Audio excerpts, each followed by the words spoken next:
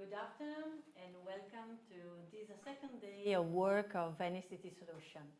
Yesterday was an intense day with a lot of discussion, but a very inspiring session as we will have also today. I'm here with Diana Lopez, Camarazana, the UNDP, Maria Alejandra Rico, the UCLG, and we are ready to accompany you in a very interesting session. Yesterday we were talking about how lack of time we have right now to the deadline of the 2030 agenda. If we want to achieve the SDGs and the sustainable development, we need to work in partnership. We were discussing about innovation, digital technical innovation, and how the cities must take part of the implementation process. We need to co-create our future with our stakeholders, the stakeholders of the 2030 agenda. And we need to work on people, planet, and the local government. We were saying also that we need to rebuild the social pact with our citizens and to build this sense of trust between all the stakeholders, the national governments, the local governments, and all the sectors that are belonging to our community. So today we will talk, we were saying also another important concept, that we need to flip the script, definitely. We need to change our narrative. We need to communicate better. We need to flip what is our negative storytelling, our problematic framework of our daily life in something that is a positive storytelling. Our session was about trying to understand how we can really changing this narrative in something positive. We have the agenda, we have the SDGs, we have a lot of cities that are working hard on the SDGs, we have many local for action hubs that are very active, so listen to them, we can really change the narrative. Today we are talking about public innovative services in a minute with Diana, and Maria Alejandra will tell us something about also about the orange session that is going to take place after the green one. Thank you, Carla, and welcome all. It's a pleasure for us to be here in this edition of Venice City Solutions that we all work on so hard to accomplish. So what we're going to do in the final session, in the orange session, is to debate a little bit more on what is going to happen next year, what is going to happen in 2023, and how we as a collective of local governments, but also with our communities and all the other stakeholders, how we are arriving to something as important as the SDG Summit. So we want to bring the power of our community, our local for action hub community, but also the power of the local ecosystems to discover and dialogue a little bit on what are we doing to implement SDGs with a local perspective, but also how the local action is truly flipping the script. And at the end, what we're going to do is that we're going to bring back all the recommendations, all the discussions that we have been debated and getting from you from yesterday and from all the debates that we have been having. We're bringing them to a set of recommendations that as an outcome, and it's a very important outcome of this Venice City Solution process, is what we're going to be delivering in the high-level political forum of 2023. So this is what we're going to do, and I'm very happy to start. So Diana, that is your session. The floor is yours. Thank you so much, colleagues. So we are going to start the green session. It's about how do we flip the script on public service delivery. The question is that cities are where innovation happens, and cities are innovating all the time. And there is really a quick evolution about how cities and local governments are providing service to their citizens, but it's a big change about how many new things the citizens are asking from their cities. So of course the local government, the public sector is always trying to adapt and struggling, but also doing very well. And it's like a constant reinventing themselves and reinventing the narrative and adapting to the new needs that come to the government.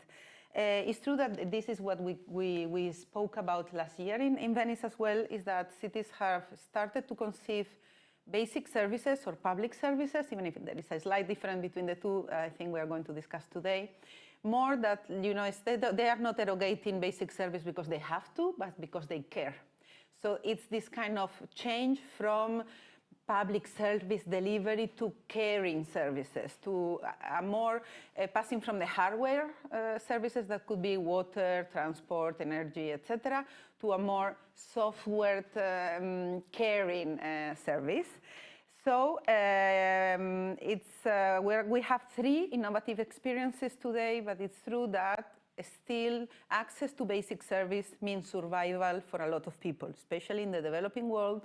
Having access to drinkable water, having access to clean air, transportation, it's a matter of life and death sometimes. So this is a question of innovation, bringing new approaches together, but without forgetting that public services, basic services are key for poverty reduction and to ensure equal access of all the population to their essential needs.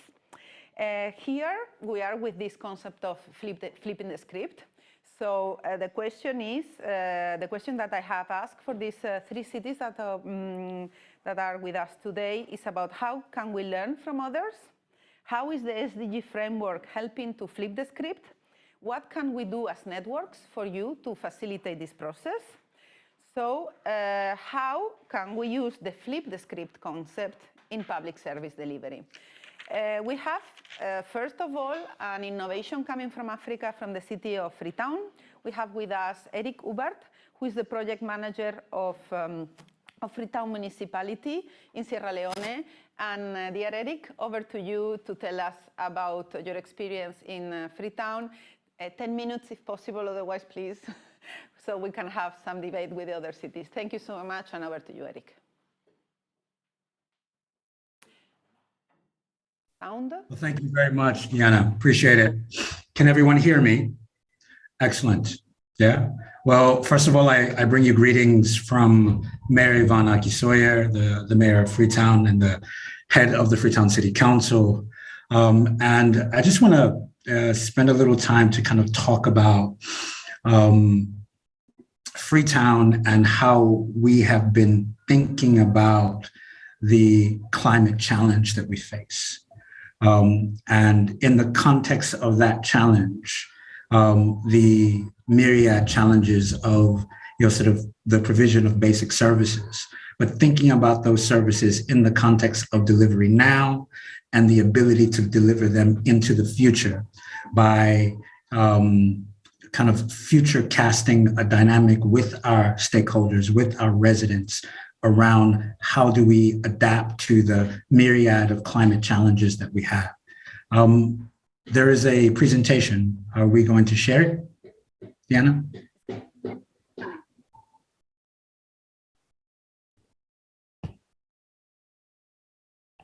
So I'll just then continue. So within the context of Freetown, it is a city of roughly about 1.5 million people.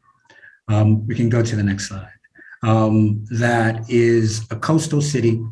That is a city that is made up of sort of high hills and coastal areas. 35% to 36% of the settlements are informal of the entire land space of the city, with 74 informal settlements across the city. And because of the density, sort of the population density and the level of urbanization, 60% of the population lives in and around informality. And so you have, sort of what is termed a majority vulnerable city. And so the level of exposure, to climate challenges and climate drivers has required a systematic shift in the way we plan and that we deliver services for, to, and with our stakeholders. And a core driver then is in order to deliver basic services, whether it is water, whether it is waste, sort of whether it is sort of ensuring that there is a context for the delivery of food. All of these dynamics have to be balanced within the context of a type of ecological infrastructure that is able to withstand the climate challenges. And so the level of deforestation that has happened within the context of the city is coupled with the level of urbanization that has happened. We have grown drastically to 1.5 million in a period of about 20 years, from a city that was designed for 400,000 people. By 2028, we're on target to be at least 2 to 2.1 million people, again, in a city that was designed for 400,000. So the level of urbanization is then coupled with a level of deforestation that has caused a number of critical hazards. And so within the context of that, what we see is sort of growing levels of landslides, flooding, exposure to extreme heat, water shortages. All of these dynamics are tied to and exacerbated by climate change. So when the administration was new and the mayor came in, the idea immediately was to understand these challenges. And one of the biggest triggers was that in 2017, just before the election, sort of in 2018 and the new administration coming in, there was a massive landslide where the highest peak in the city basically collapsed as a result of sort of a destabilized slope because of the level of deforestation that happened in that space.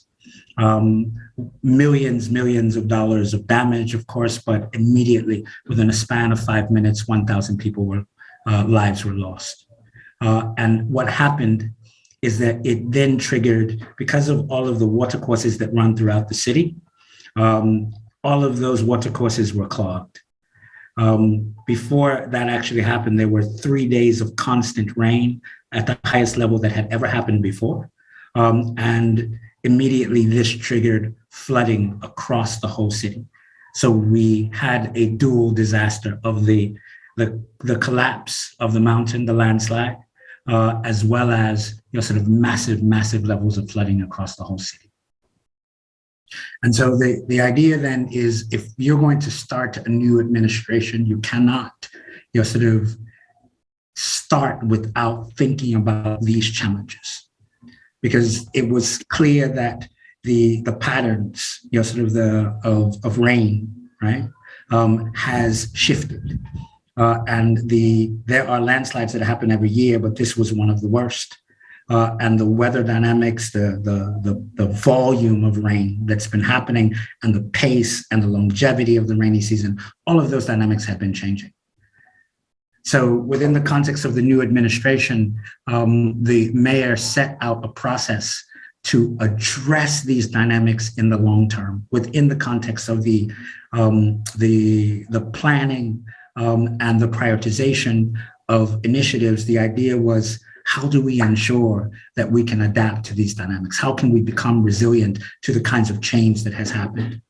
And the only way we can truly do that is that we engage in a conversation with community to across the whole of the city to understand how these things have been changing, how it's impacted their access to basic services and the level of risk that exists in those communities, and figure out a way of how we can actually systematically reduce that risk, right?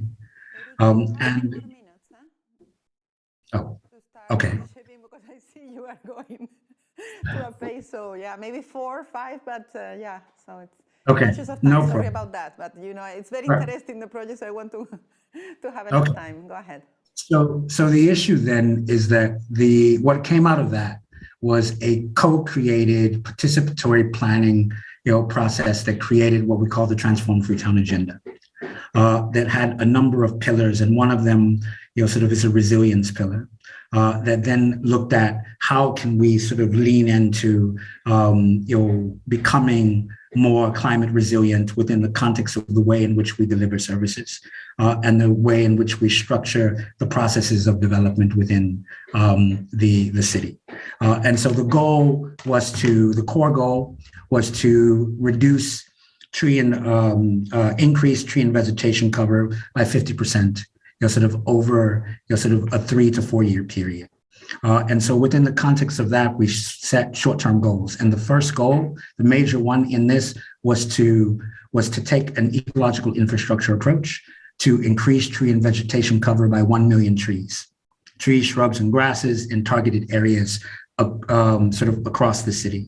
Looking at this within the context of the 7 catchment areas across the city, and looking at the points across there that required the greatest level of resilient, green infrastructure that can actually be planted, grown, delivered, protected by communities. The key thing there was that if we are going to change the dynamic, sort of services being delivered, we needed to change the threat to those services, sort of through, sort of reducing the level of risk, through decreasing the level of deforestation happening. So the idea then was to reduce, sort of restore approximately 3,000 hectares of land, sort of approximately 150,000 tons of carbon to be sequestered, and to reduce heat stress in the most vulnerable locations. And so we built a community tree growing model with community tree growers across the whole of the space.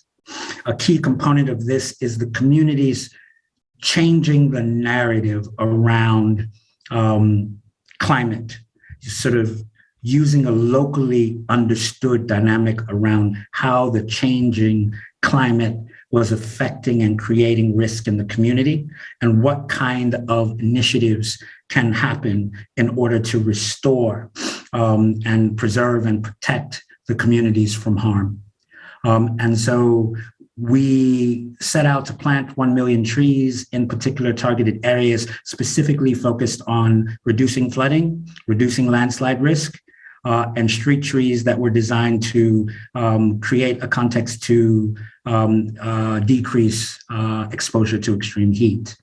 And in that process, as of now, 900,000 trees have been planted across 350 or so communities right across the whole of the city in targeted hotspots that were identified through sort of geospatial and geomorphic analysis that was done in conjunction with communities.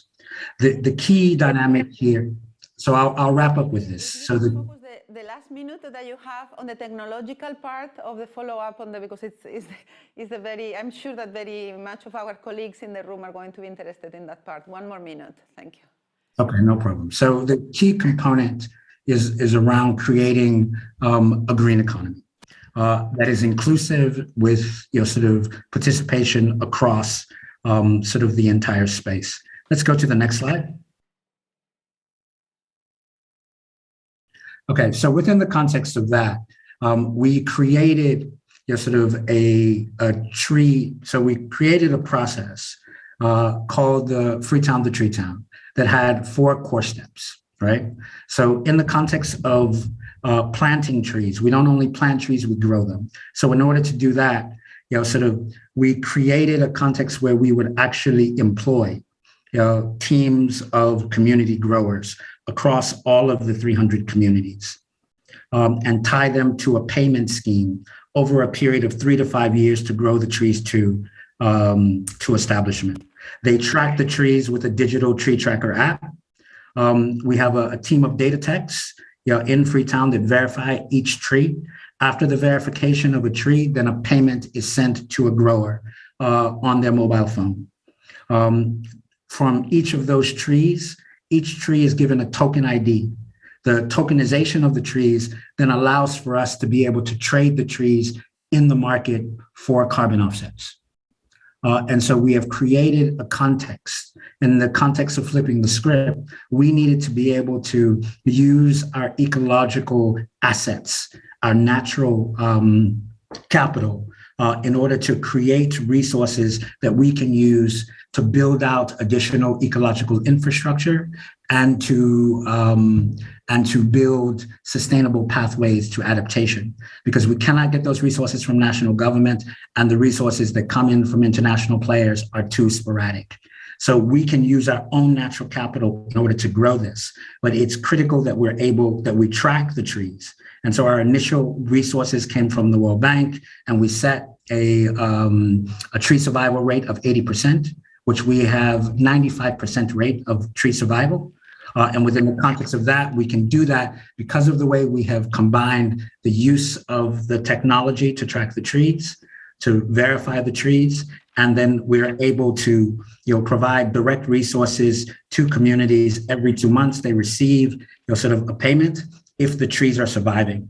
And so we put them on a trajectory of a 5-year amount of resources that they can receive. And as a result of that, incomes have increased in those areas, and the level of deforestation has decreased, along with the level of flooding and the risk to landslides. I think I'll stop there. There's much more. Sorry to rush you, Eric.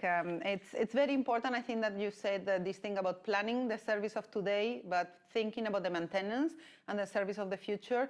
So how the mayor was able to respond to an emergency, because what you're telling about the flooding is terrible, but then also thinking of a long-term solution. So that's the kind of solutions that I think we're thinking about when we talk about flip the script. I give the participants, please contact Eric in the chat. He's there with us during the session, so I cannot see the chat from you, from this screen, but if you can communicate and use the chat to ask him more questions. Unfortunately, we have a little bit short of time today, so let me go back to another continent now. So let me go to Marcel Orgaz, who is the advisor of the Association of Autonomous Municipal Governments of Chuquisaca in Bolivia. Marcel, te veo. Vale, muy bien. Bueno, pues Marcel, cuéntanos un poco cuál es vuestra perspectiva de este cambio de guión, de este cambio de perspectiva en el tema de los servicios públicos en tu región. Muchas gracias y pues nada, 10 minutos como mucho, si no, no me hagas que te tenga que cortar, por favor. Muchas gracias, Diana. Un saludo cordial a todos los participantes. Efectivamente, bueno, el tiempo es muy corto para hablar de estos temas, pero sin embargo, creemos que, bueno, Bolivia está comprometido con el cumplimiento de los ODS planteados. Es así que en la nueva Constitución hemos incluido varios de estos como cumplimiento obligatorio, no solamente del gobierno nacional, sino también de los gobiernos locales, como establecer que el acceso al agua es un derecho humano, que eso tiene que ser cumplido a partir del trabajo del gobierno nacional, departamental y municipal. Y en esto también, bueno, hemos estado haciendo énfasis en lo que es contrarrestar los efectos del cambio climático. Pese a que Bolivia, su aporte al calentamiento global es mínimo, pero las consecuencias que las tenemos son grandes. Actualmente estamos viviendo una crisis hídrica fuerte, con una sequía ya que nos lleva para 3 meses, y según los pronósticos del CENAMI, esta sequía se va a prolongar hasta el mes de marzo del 2023, lo que está generando múltiples conflictos en las diferentes ciudades, y eso, o sea, recae principalmente en la responsabilidad de los gobiernos locales, y en esto el trabajo que se ha venido haciendo a partir de los gobiernos municipales es tratar de generar alianzas que nos permitan principalmente apalancar recursos para poder llegar a la población, porque los recursos de los gobiernos municipales son pocos, impiden que se puedan hacer grandes obras, pero a través de este relacionamiento, de esta articulación con instituciones internacionales y también a nivel local, nos está permitiendo encarar algunas actividades que nos permitan, bueno, principalmente cumplir lo que está establecido en la Constitución Política del Estado, porque es una obligación para las autoridades locales, y segundo, hacer nuestro aporte al cumplimiento de los objetivos de desarrollo sostenible. Y en esto hemos venido trabajando bastante en lo que es el acceso a agua a las diferentes comunidades, porque creemos que, bueno, anteriormente las mujeres y los niños eran los encargados de poder abastecer de este líquido elemento a la familia, tenían que recorrer 3, 4 horas de ida en la mañana y otro tanto de vuelta para poder llevar 10 a 20 litros de agua para usarlos en el agua. Pero con el trabajo que se ha venido realizando, bueno, estas familias ya tienen el acceso a la disposición de agua en sus domicilios a través de tubería. Ha costado mucho, hay todavía por hacer, pero estamos trabajando en eso. Y otro de los problemas que se han venido generando recién en Bolivia es la gestión de los residuos sólidos. O sea, no hay una cultura de aprovechamiento de la basura en nuestro país todavía. Estamos haciendo algunas acciones concretas a partir de estas alianzas y bueno, estamos entrando en lo que son los conceptos de economía circular, economía verde para poder reutilizar, reciclar todo lo que estamos generando, porque anteriormente en nuestras comunidades el plástico no existía, ¿no? Toda la materia orgánica que se generaba en las familias era directamente utilizado por un reciclador natural que había cerca de las familias, como era el cerdo, el chancho, que bueno, ellos consumían todos los desechos orgánicos que se producían, pero ahora, a partir de la normativa que han sacado también los gobiernos locales de eliminar a los chanchos de los lugares cercanos a las poblaciones, a las ciudades, bueno, o sea, la cantidad de materia orgánica que se genera va directamente a disposición final. No tenemos todavía un proceso de aprovechamiento o de producción de compost, pero sin embargo se están dando pasos importantes. En este sentido, o sea, la GANDES, que es la Asociación de Municipalidades de Chuquisaca, acá en nuestro departamento, ha armado una alianza muy importante con lo que es el Fondo Andaluz Municipal de Solidaridad Internacional, que es el FANSI de Andalucía, para trabajar estamos trabajando en tres áreas fundamentales. Uno, lo que es el agua. Estamos haciendo la adquisición de bombas sumergibles para poder aprovechar aguas subterráneas. Estamos haciendo todo lo que es el trabajo de una gestión adecuada de residuos sólidos en ciudades intermedias, con un elemento muy importante de articular, o sea, de entrar con procesos de articulación multinivel. Bolivia, en su estructura organizativa y operativa, está establecido a partir del gobierno central, el gobierno departamental y los gobiernos municipales. Los gobiernos municipales tienen la mayor parte de habitantes, entre 5.000 a 10.000 habitantes, los cuales, o sea, no tienen los recursos necesarios para hacer una adecuada gestión de los residuos sólidos, máxime que es una competencia exclusiva de los gobiernos municipales establecidos en la Constitución, y por eso que hemos entrado a plantear un modelo de intervención en esto a través de la mancomunización de los gobiernos municipales, porque para un municipio de 5 a 6.000 habitantes hacer una inversión de 500.000 o 600.000 bolivianos, que en euros sería 80.000, 90.000 euros, es casi imposible. Y por ello, o sea, que se está impulsando hacer la mancomunización de estos municipios pequeños para que entre todos podamos solucionar primeramente lo que es la disposición final, una disposición final que evite la salida de los lixiviados, pues un elemento muy contaminante hacia los ríos y hacia las aguas subterráneas. Tratar posteriormente de entrar a lo que es el aprovechamiento de todo lo que se puede aprovechar de la basura a través de la tecnología, a través del esfuerzo de grupos de recicladores que estamos conformando, que nos ayuden a ver que gran parte de la basura pueda ser reutilizada y genere economía. Todo este trabajo, bueno, viene acompañado principalmente de un fuerte proceso de desarrollo de capacidades, porque hemos entendido que todo proceso de inversión pública, si no está acompañado por un proceso adecuado de desarrollo de capacidad, tanto a la población, autoridades y técnicos, no va a ser sostenible, no va a ser funcional y no va a ser replicable. Y eso es lo que estamos haciendo. Estamos viendo principalmente en esto de la gestión de los residuos sólidos, tratar de generar una conciencia en la población de que ya la basura no es basura, sino es materia prima para algunas industrias, y estamos trabajando en esto, porque gran parte de este servicio en Bolivia está subvencionado por el gobierno local.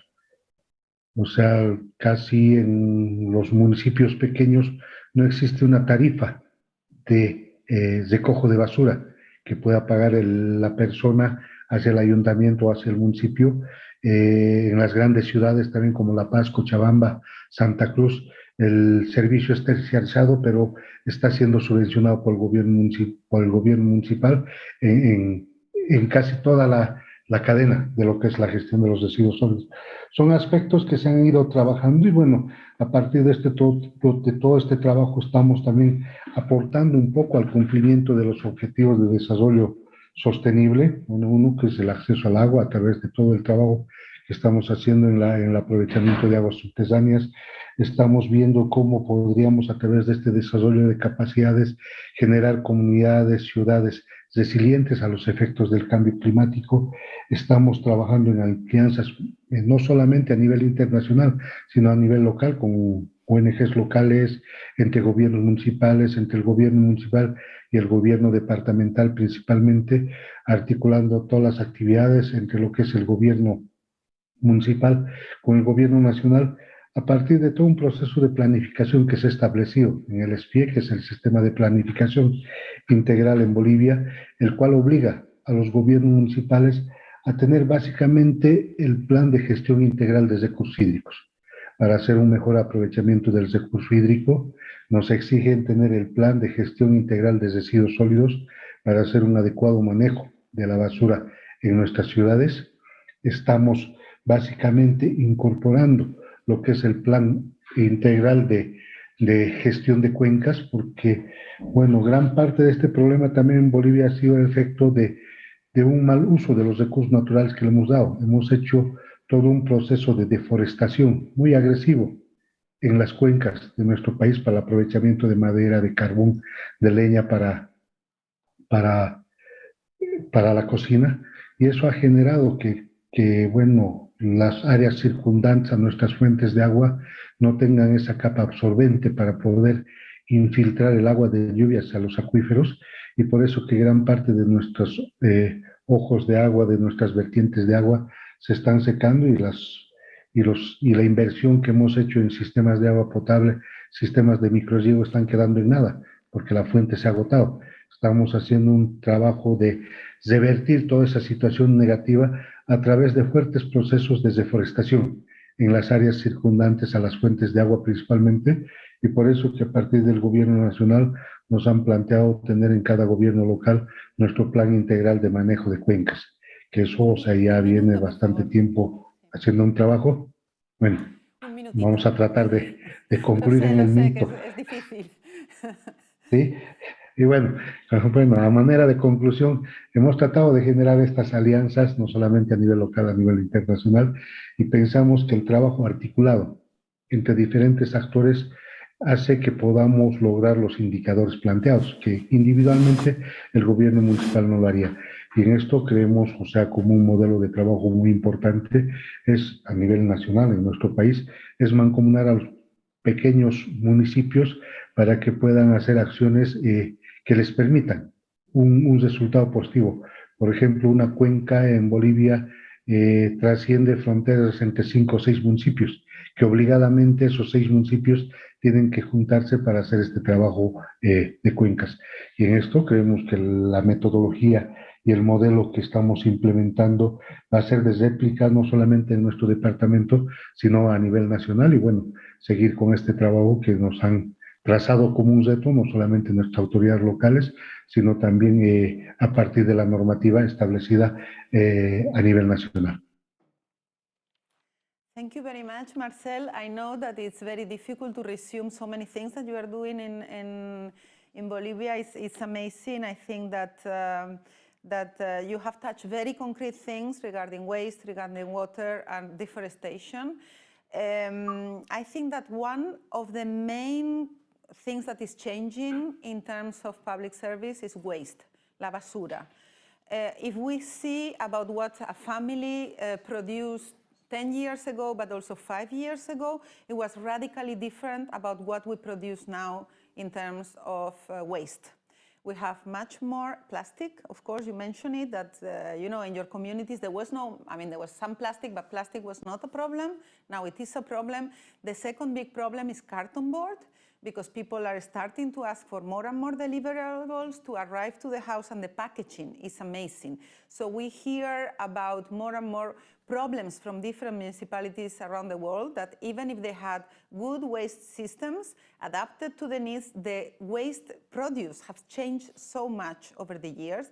And I think now we have all the components of informatics, all that is technological, that we start to throw away because the life of the products is 2-3 years.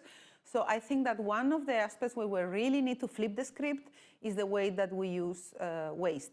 Let's hope that we have some time for some further questions, but in the interest of time and to be fair to all the speakers, I'm going to give the floor now to our colleague Sumi Selkenebioglu. He's the executive member of Izmir Sustainable Urban Development Network in Izmir, Turkey. Sumi, are you with us? Yeah. Yes, I am here. Thank you very much for the speech that is made before me. They were really fruitful. Thank you to colleagues. Now, I am going to explain you more about SDGs 16 and 17. I can say that, and can we get to slide 8, if possible? I'm going to start from this one. 8. We should step forward, yeah. And this one, yes. I can start from here. We had something more about governance model. First of all, I need to tell you about my city and how the governance model is working on.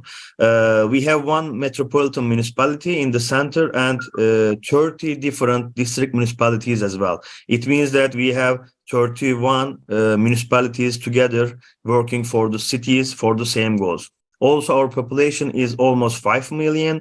It means that there are a lot of people living in the same area. And also we have huge industrial and touristic areas that has been functioning together. And it means, again, a huge city that we need to work together. Before creating this model, we realized that the problem was people working on sustainable development goals, but they are not, don't know exactly what the rest is doing. For example, for 30 district municipalities, they are working in their area. Some of them are really close by, but they don't have communication address. Of course, sometimes because of persons, they know each other, they can know what is the projects are, but mainly the problem is non-communication between society. That's why we have created this model and we put a name, Sustainable Urban Development Network. It means that our lingua franca will be sustainable development goals, and all the municipalities, all the private sector, and all the associations that want to do something about sustainable development goals, means SDGs, they should come to us and we should do something together, and we should connect the true works to true persons, true companies to true companies. We need to fit them properly. You can see our model here. We have executive board and we have experts board as well. Also, we have opened 30 district municipalities sustainable offices in those district municipalities, because their expertisement are not good enough. So that we think that as the center municipality of Izmir, metropolitan municipality, we should open district municipalities sustainable offices that will work together, that will meet time to time and tell that what we are doing and how we combine our projects together, etc. And we have working groups below. We separated them into 4 different thematic areas. For example, environment, social, economic, and that's why we thought that we can combine works in a same packet. And also we have made a project, Sustainable Ambassadors. We have created a structure with that, and they took lessons, especially young professions and students from universities.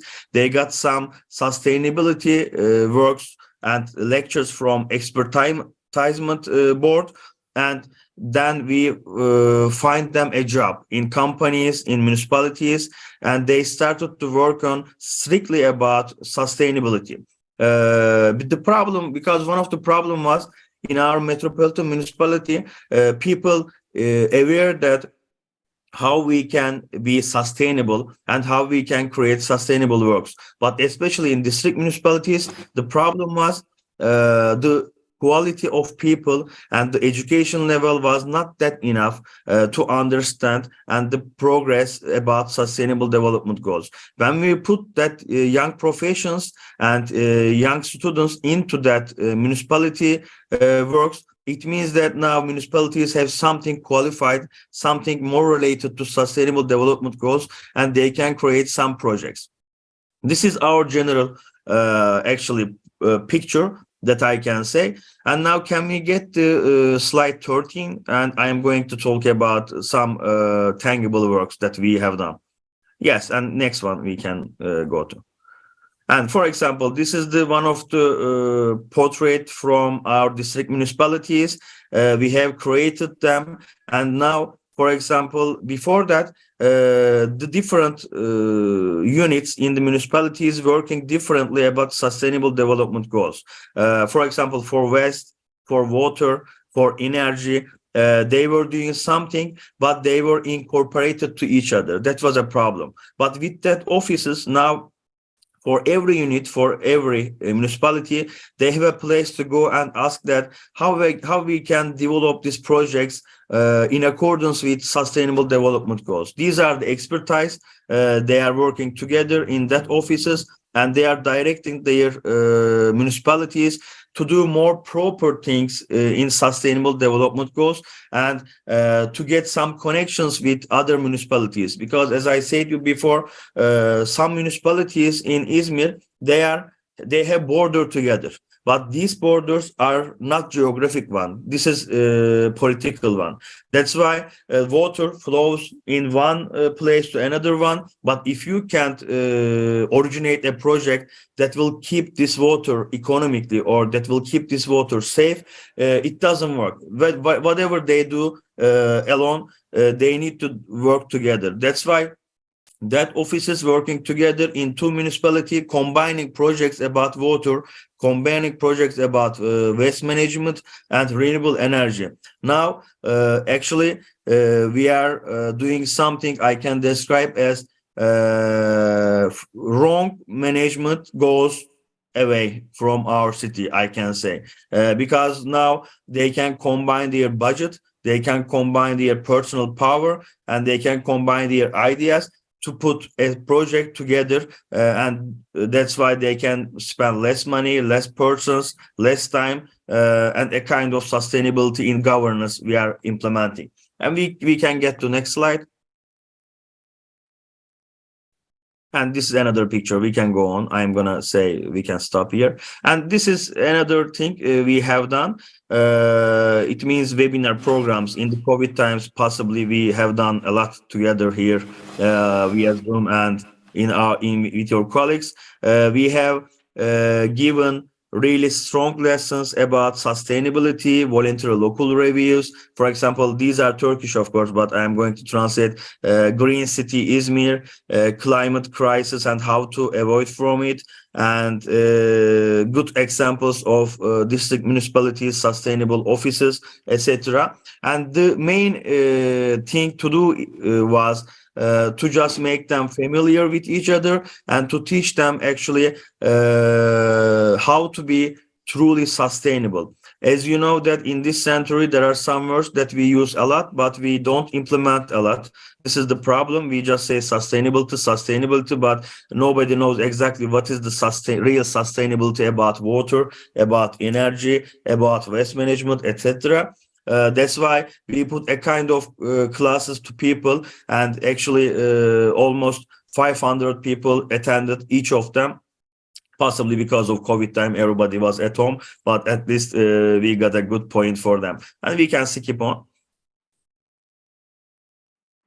Yeah, go ahead, please. And yes, we have prepared with, yes, this one. We have prepared Izmir VLR, Voluntary Local Review. It was amongst 100 in the world, one of the first one amongst cities. And how we have done it, of course, with this district municipalities offices. With these offices, we started to combine their works, and we have created special sub goals and some things that we can put together their works. We have prepared our voluntary local review by working with sustainability offices, and we have created original sub goals, just original for Izmir, because we know that voluntary local reviews are good progress in doing some sustainable goals in our local areas. But while working together with these offices, we have created original Izmir sub goals. As you know, 17 sustainable development goals are global ones. They are created just to make sure that everybody can find something belongs to their region. But in Izmir VLR, now we have our original VLR that people can see what is the position of Izmir and how they can use sub goals together about their locals as well. And we can skip on, please. 1 minute, Sami. Yes, okay. Then I am going to talk just one more thing. We can skip on. We are going to finalize shortly, and we can skip on. Yes. And yes, we can go on. We can go on. Yes, and now I am just going to talk you about one more thing that I think very useful for local powers. With these sustainability ambassadors, we found a job for young generation, because as you know, in the country like Turkey, unemployment is really a big problem. And also sustainable development goals are also very important, so that we combine each of them. And we created a project with EU, and they fund this project. Young people and students are taking some lectures about sustainability, and then they are doing internship in the companies, in associations, and in public services. After that, luckily, as especially private sector and associations needed it, they started to hire these people. And it's a kind of now popular local project that we are implementing with all our partners. And now we are finding a job for young people, and also we are putting people that know sustainability into private sector, that I believe that in the next 10 years will be very beneficial for creating a new understanding for every aspect of the society. Okay, then thank you very much for your patience. I try to explain everything very mixed in a short time again. Thank you very much for your listening. Yeah, Sami, so thank you for keeping it short. So we have 10 minutes for a round of questions for the three of you. So I'm going to start with you, Sami, since I have you in the screen. Okay. So I love this presentation of yours. Was in Turkish, but I could understand it. I mean, I knew Yes, I know that. because of the SDGs, and this is something that you said about how the SDGs have become a lingua franca. So I thought, because it's even if I don't know anything about Turkish, but I could follow your presentation, your stages, because it's a framework that has been given globally that we can all understand. So maybe the SDGs are the new Latin, or not to be Eurocentric, the new Swahili or the new Arabic. So it's really interesting how you thought about this question of explaining things just with the images and even without knowing the language. My question to you is what can the networks do? Because you spoke about different departments working in isolation, different people within the municipality trying to do things. So here this event is organized by local government associations and the United Nations. So how could we help you to be less isolated, to do more impact? What could be something that could be useful for you? Actually, now during the time of VLR, we have worked with UCLG. I am now seeing their titles below, and UNDP as well. They helped us a lot, especially with the communication with other cities that has made VLR. And with their help, we got some professions that teach us how to create indicators, how to create sub-goals originally for the city. This is how international organizations such as UCLG, Venice, UN Habitat, and other communities internationally are helping us. But if your question is more about how we make the offices less isolated, first of all, we say that, okay, guys, so far we have made good progress. You have made good progress. But now, after that, you need to evaluate your jobs in accordance with SDGs. This is the first case. For example, if you are telling your project about water or energy, you have to use their title in SDGs. Then we can all understand that you are doing something modern and for the environment crisis. That's why when we meet together now, people know that how they have to talk. And after that, of course, first of all, people don't much about SDGs, of course, but then when you force them to do something together, they start learning about it. And now everybody, for example, in municipalities especially, they know that how SDGs works and how they should do projects in accordance with the SDGs. Because one of the things we try to avoid that we are not doing something popular. Of course, it should be popular in some ways, but in our country and in some of the world, we know that sustainability is a kind of advertisement for doing something. But we don't want to do that like this. We just want to get some real progress in our cities. That's why now we have an expertisement group that those municipalities can ask that what we are doing these projects, is it sustainable, real sustainable, or just we put a title for it? It's a kind of relations that help people to learn and to put them into a learning process. Yeah, this is something that some people refer as SDG window dressing. Is that you have like already the suit and you just put an SDG on top of it, but there's the same material.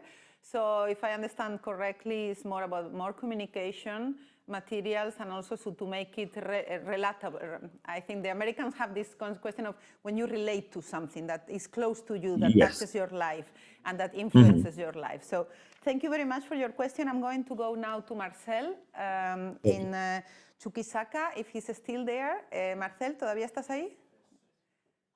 Sí, sí, vamos acá. Muy bien, ahora te traemos a pantalla. Muchas gracias. Bueno, me ha encantado tu presentación, de verdad, porque aunque te he tenido que cortar, ha sido realmente muy específica porque has vuelto a los temas fundamentales para el ciudadano, como son los servicios realmente de base. Me gustaría que nos hablaras durante un par de minutos cuáles son los desafíos específicos en la innovación que estáis desde el punto de vista de allí en Bolivia. Para innovar, o sea, tenéis una tarea enorme, como es la de asegurar los servicios públicos de toda la población y servicios muy de base. Entonces, ¿cuáles son los elementos que te sirven para innovar en este cambio de parámetro que estamos intentando hacer para llegar a la Agenda 2030? ¿Cuáles son esos desafíos y cómo ves el tema de la innovación? Que la innovación no tiene que ser digital, lo digo siempre, no tiene que ser tecnológica. Muchas veces es volver a hacer cosas que ya hacíamos en el pasado. Danos algunos apuntes y algunas ideas desde Bolivia. En esto, lo primero que estamos impulsando en Bolivia, Chuquisaca, es que los servicios públicos, que los servicios básicos tienen que ser públicos. No puede estar en manos privadas. Hemos tenido serias consecuencias en Bolivia cuando se ha empezado a privatizar el agua con empresas transnacionales, lo que ha generado convulsión social, porque el costo de la tarifa era alto, la ampliación a zonas populares no se hacía, y eso ha generado una reacción en la población de que nuevamente los servicios básicos tengan que volver a ser públicos. Y en eso estamos trabajando, nuestra constitución lo plantea así, y vamos a seguir en eso. Lo otro es que, bueno, como les decíamos, los residuos o la basura en Bolivia es un problema nuevo. Actualmente muchos de los municipios solamente tienen botaderos a cielo abierto, sin ningún tipo de infraestructura mínima para evitar la contaminación, principalmente de aguas subterráneas. Y en ese sentido lo que estamos haciendo es tratar de utilizar una tecnología mínima, que es la geomembrana, para poder hacer rellenos sanitarios revestidos con geomembrana para evitar que el lixiviado pueda salir a las aguas subterráneas o a las quebradas y contamine nuestras aguas. Y en esto creemos que es importante, y una y un modelo que estamos haciendo es que estos rellenos no sean por cada municipio, sino que sean rellenos mancomunados entre 2 o 3 municipios para que los costos de operación sean mínimos para ellos. Y lo otro que estamos tratando de aprovechar en función al esfuerzo de la población, la organización principalmente de mujeres o personas vulnerables con capacidades diferentes, que se puedan organizar y darles cierto grado de equipamiento y ropa de seguridad industrial para que puedan hacer la recolección de todo el plástico, de todos los metales y de todo el cartón que se pueda generar y se pueda vender, para que esto se constituya en un elemento de incorporar a personas vulnerables, principalmente mujeres, en procesos productivos que no se daban anteriormente. Y es una oportunidad única que tenemos que aprovechar, porque ya la gente está empezando a entender que la basura no es basura, sino es un elemento económico, que el plástico que no se generaba antes, ahora se genera en grandes cantidades, el aluminio lo mismo, el cartón, y bueno, eso va a permitir que muchas personas puedan incorporarse en un proceso productivo económico que les genere algo de ingreso a sus familias. Vemos que son los elementos que están viendo y, bueno, como lo decía anteriormente, todos estos procesos tienen que estar acompañados por desarrollo de capacidades.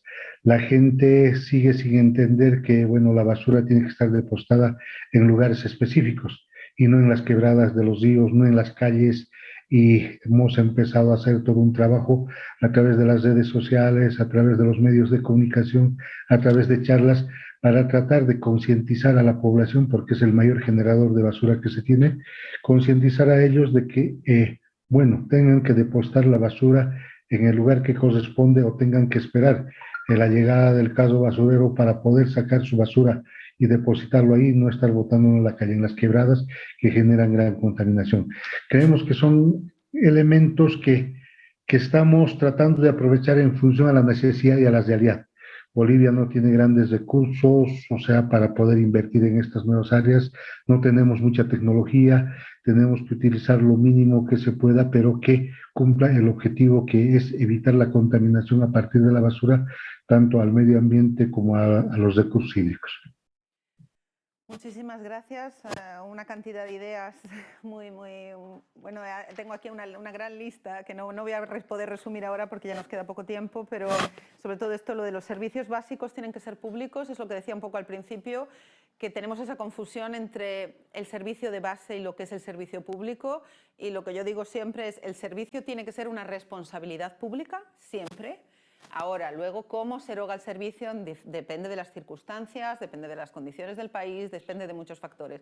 Pero nunca se puede olvidar que la responsabilidad de erogar el servicio es una responsabilidad pública.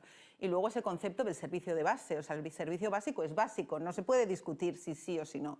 Ya estamos diciendo que si es básico tiene que existir, la población tiene que tener acceso a ello. Bueno, muchísimas cosas, sobre todo además me ha encantado también lo de la comunicación sobre la basura. Muchas veces, ayer lo decíamos un poco en la sesión de, ya no recuerdo cuál, la azul, que muchas de las cuestiones son las ligadas a las infraestructuras, que cuestan mucho dinero. Y luego está toda la cuestión ligada a la comunicación, que cambia los parámetros personales de comportamiento. Invertimos siempre demasiado poco en contar las cosas, en comunicar mejor, y eso muchas veces nos ahorraría, digamos, costes más de grandes infraestructuras que luego crean el problema que ha sido creado a nivel social. Y yo también soy una firme defensora de que los ODS ayudan muchísimo a la comunicación y que hay que contarle más a la gente que el impacto cotidiano de dónde dejas la basura tiene un impacto no solo en tu comunidad, en tu municipio, tiene un impacto en el planeta, y estamos todos conectados, y creo que es una historia que tenemos que contar mejor, y bueno, también es lo que estamos haciendo un poco aquí con nuestras instituciones. Muchas gracias, Marcel. Y un minuto le voy a dar a Eric, que ha hablado muchísimo. Eric, I switch into English. I hope you are still there with us. Sorry that I had to cut you before, but you know, we only have a short hour. So my question for you is, you know, you're a little new for this Agenda 2030. Maybe you're not, you know, I started working with this in 2000 and, before we approved it, 2014. But maybe for Freetown, you're not so familiar with the SDG framework. How do you think that Agenda 2030 can help you to implement basically the three-town process, but also as a project manager in an African municipality today? What elements are the Agenda 2030 giving you, inspiring you, please? Okay, well, let me first say, Deanna, we are very familiar with the SDG framework and with the 2030 agenda.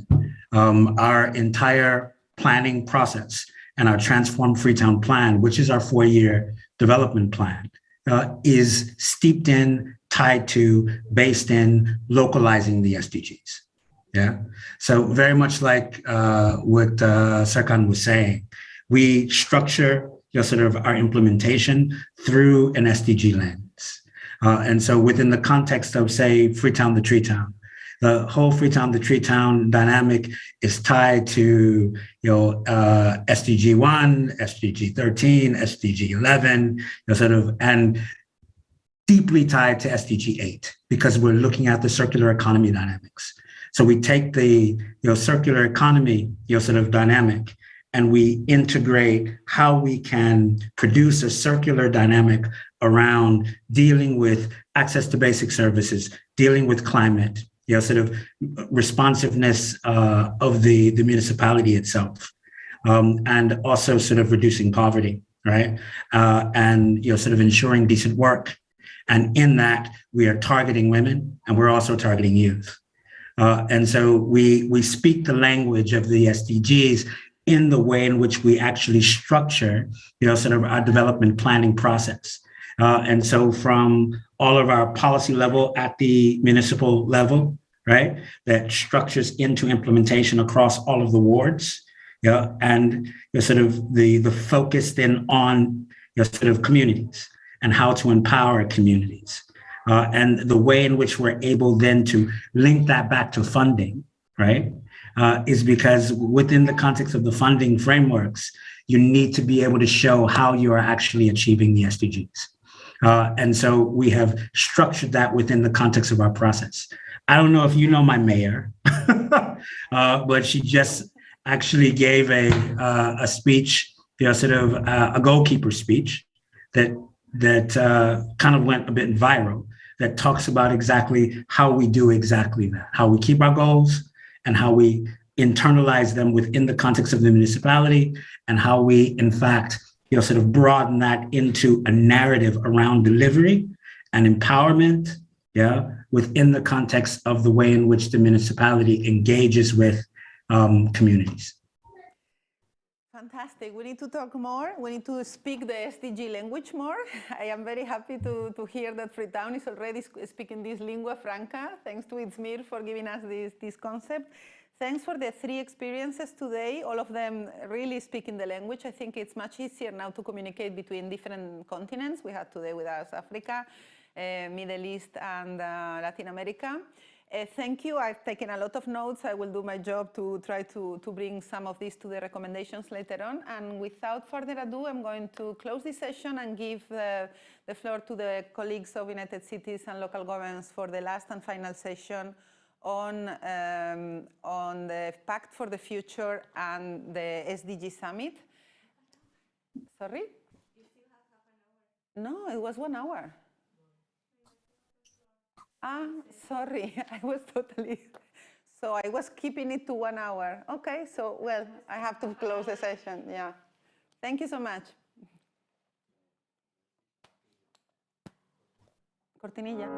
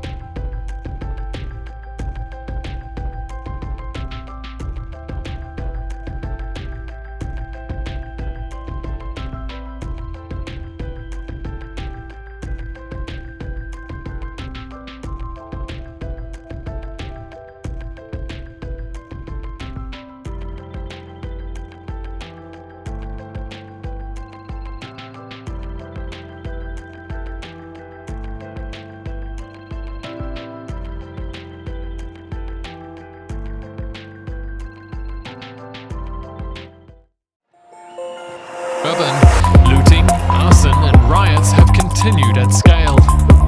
With the economic crisis deepening, The plastic problem has created one of the biggest environmental threats to our planet.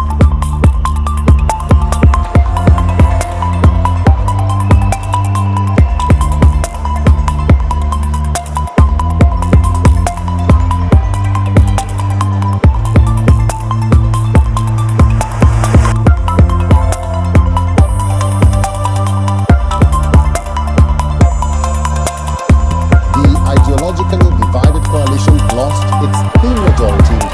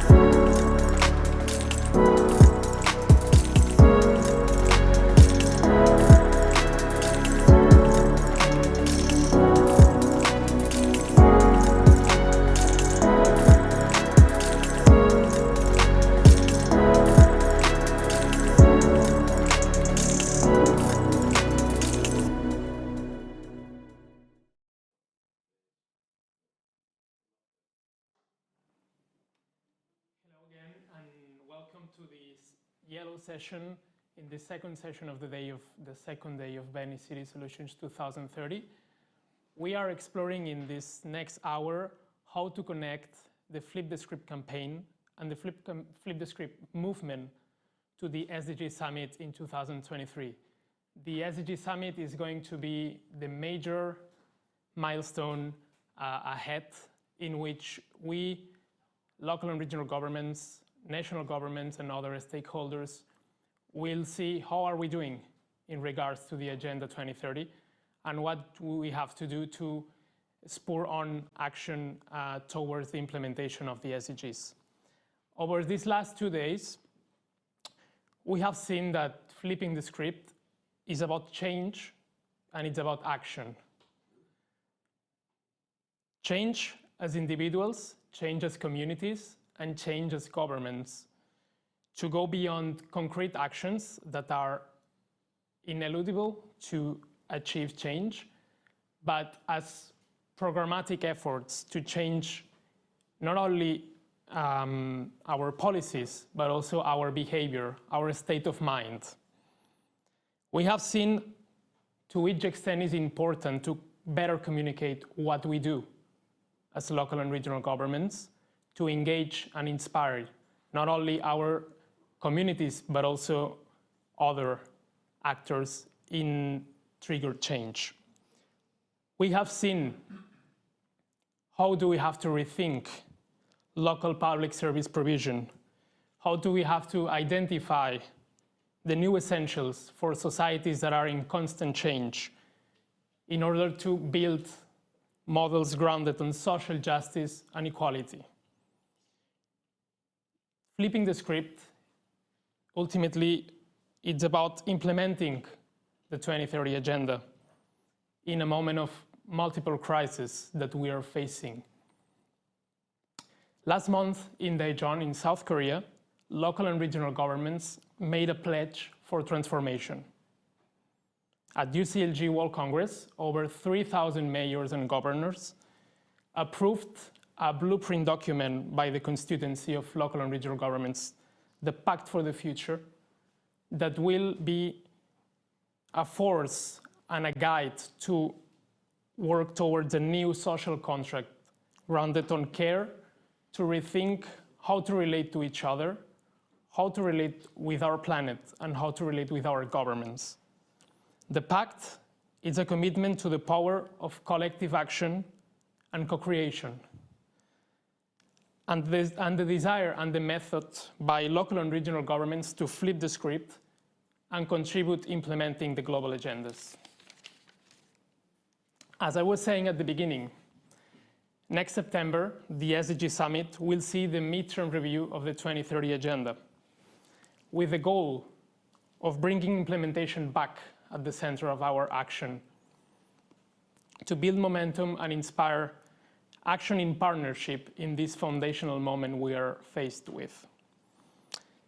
I'm going to stop here, since our first guest today is Lotta Tahtinen, Chief Outreach and Partnerships Branch from the Division for SDGs at the UN Department of Economic and Social Affairs, who will explain a bit more what this SDG Summit is going to be about and how it's going to unfold in the next months and years.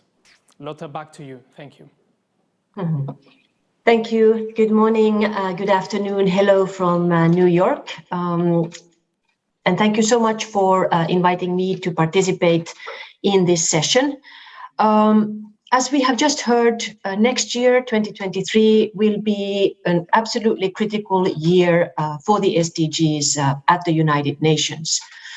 In September next year, during the high-level week of the UN General Assembly, the General Assembly will convene the SDG Summit, which will be a 2-day event with heads of state and government to take stock of where we stand with SDG implementation, and in particular focus on the steps needed to bring the world back on track on implementing the 2030 Agenda and the SDGs. It's understood very much that the SDG summit, it will really need to be an honest look at the data behind the SDGs. Where do we stand globally? It's expected to mobilize game-changing commitments from governments and other leaders, from international institutions, from local leaders, and others. The UN system is currently gearing up towards preparing for the SDG summit around multiple tracks. And I would like to go through these tracks with you and look at some of the ways that you, as leaders around local governments, could contribute and engage. Firstly, the summit is expected to result in a negotiated political declaration adopted by the heads of state at the SDG summit. The President of the General Assembly has appointed recently 2 co-facilitators, the ambassadors of Ireland and Qatar, who will lead the negotiations on this political declaration. We expect the negotiations to start in early 2023.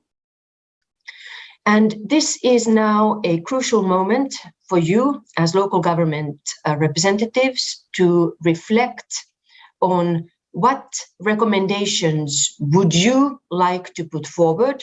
What would you like to see in this political declaration? What is the call that you would like to put forward to member states to facilitate your implementation of the SDGs?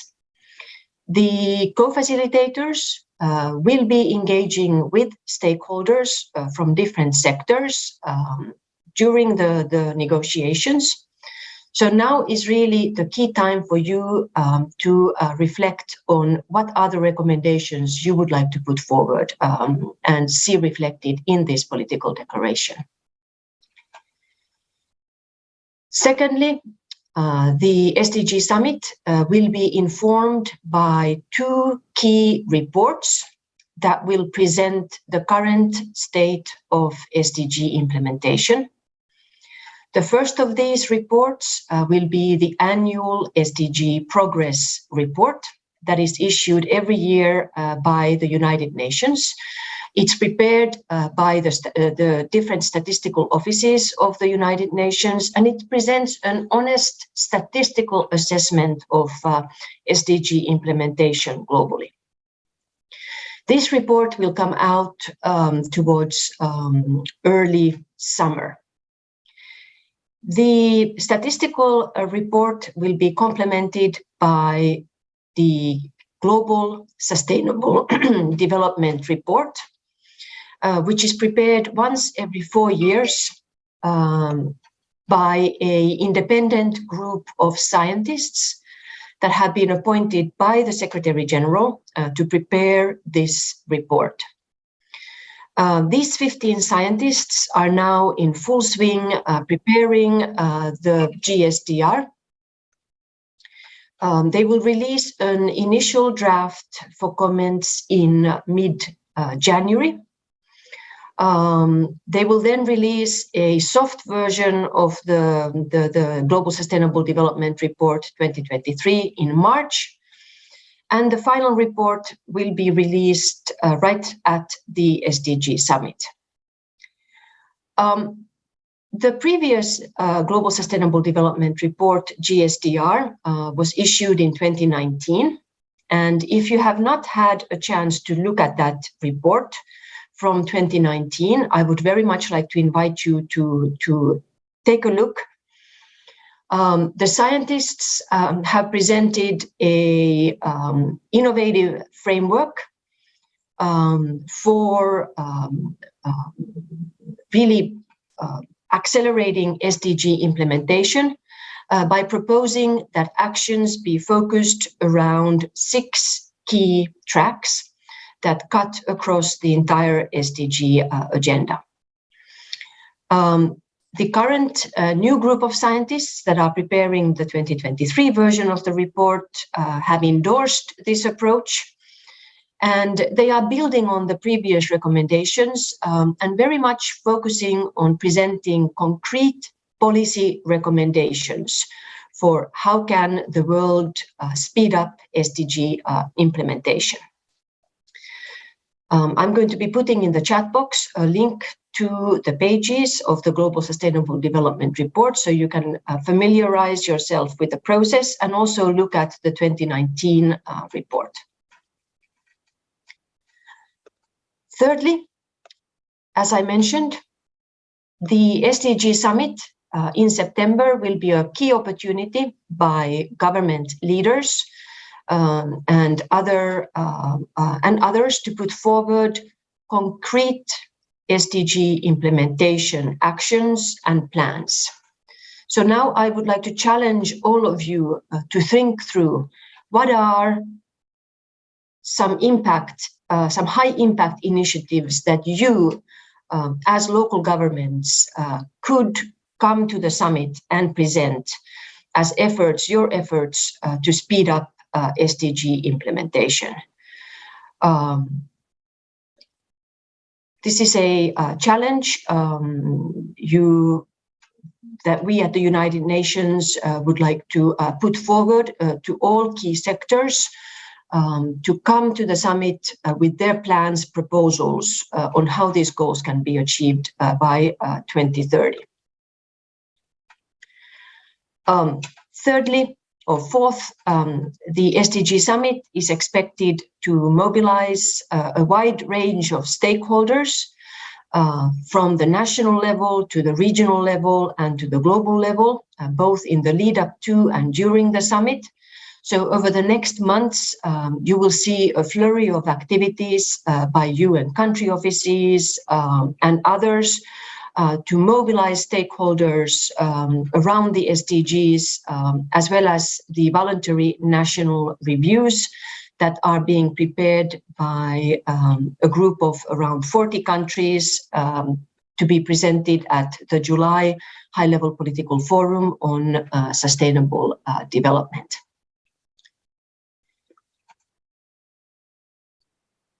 My last pitch for you is to seek your active participation at the July High-Level Political Forum, as it will be this year a crucial pre-summit moment. It will help the global community prepare for the SDG Summit.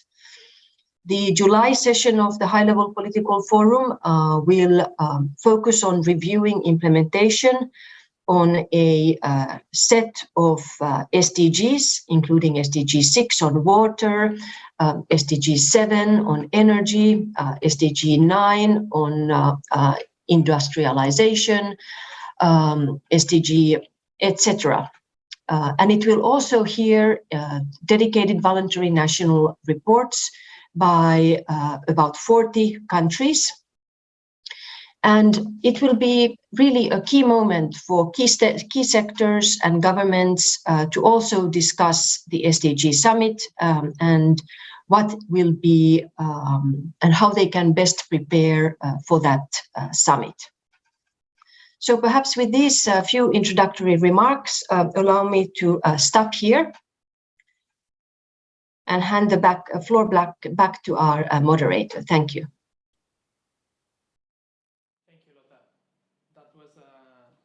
A really interesting and challenging introduction for all regional governments in here today to engage in this negotiation process, to propose recommendations, to bring concrete high impact cases, and to engage in the HLPF, which will include in particular the revision of SDG 11, which is of course of central importance for the constituency of local and regional governments.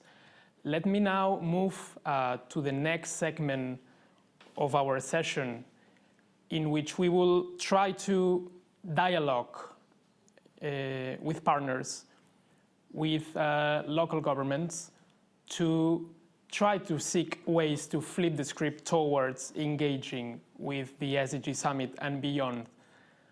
For this, I have here in the room Maria Alejandra Rico Falla, who is the coordinator of the Local for Action Hubs initiative at United Cities and Local Governments World Organization.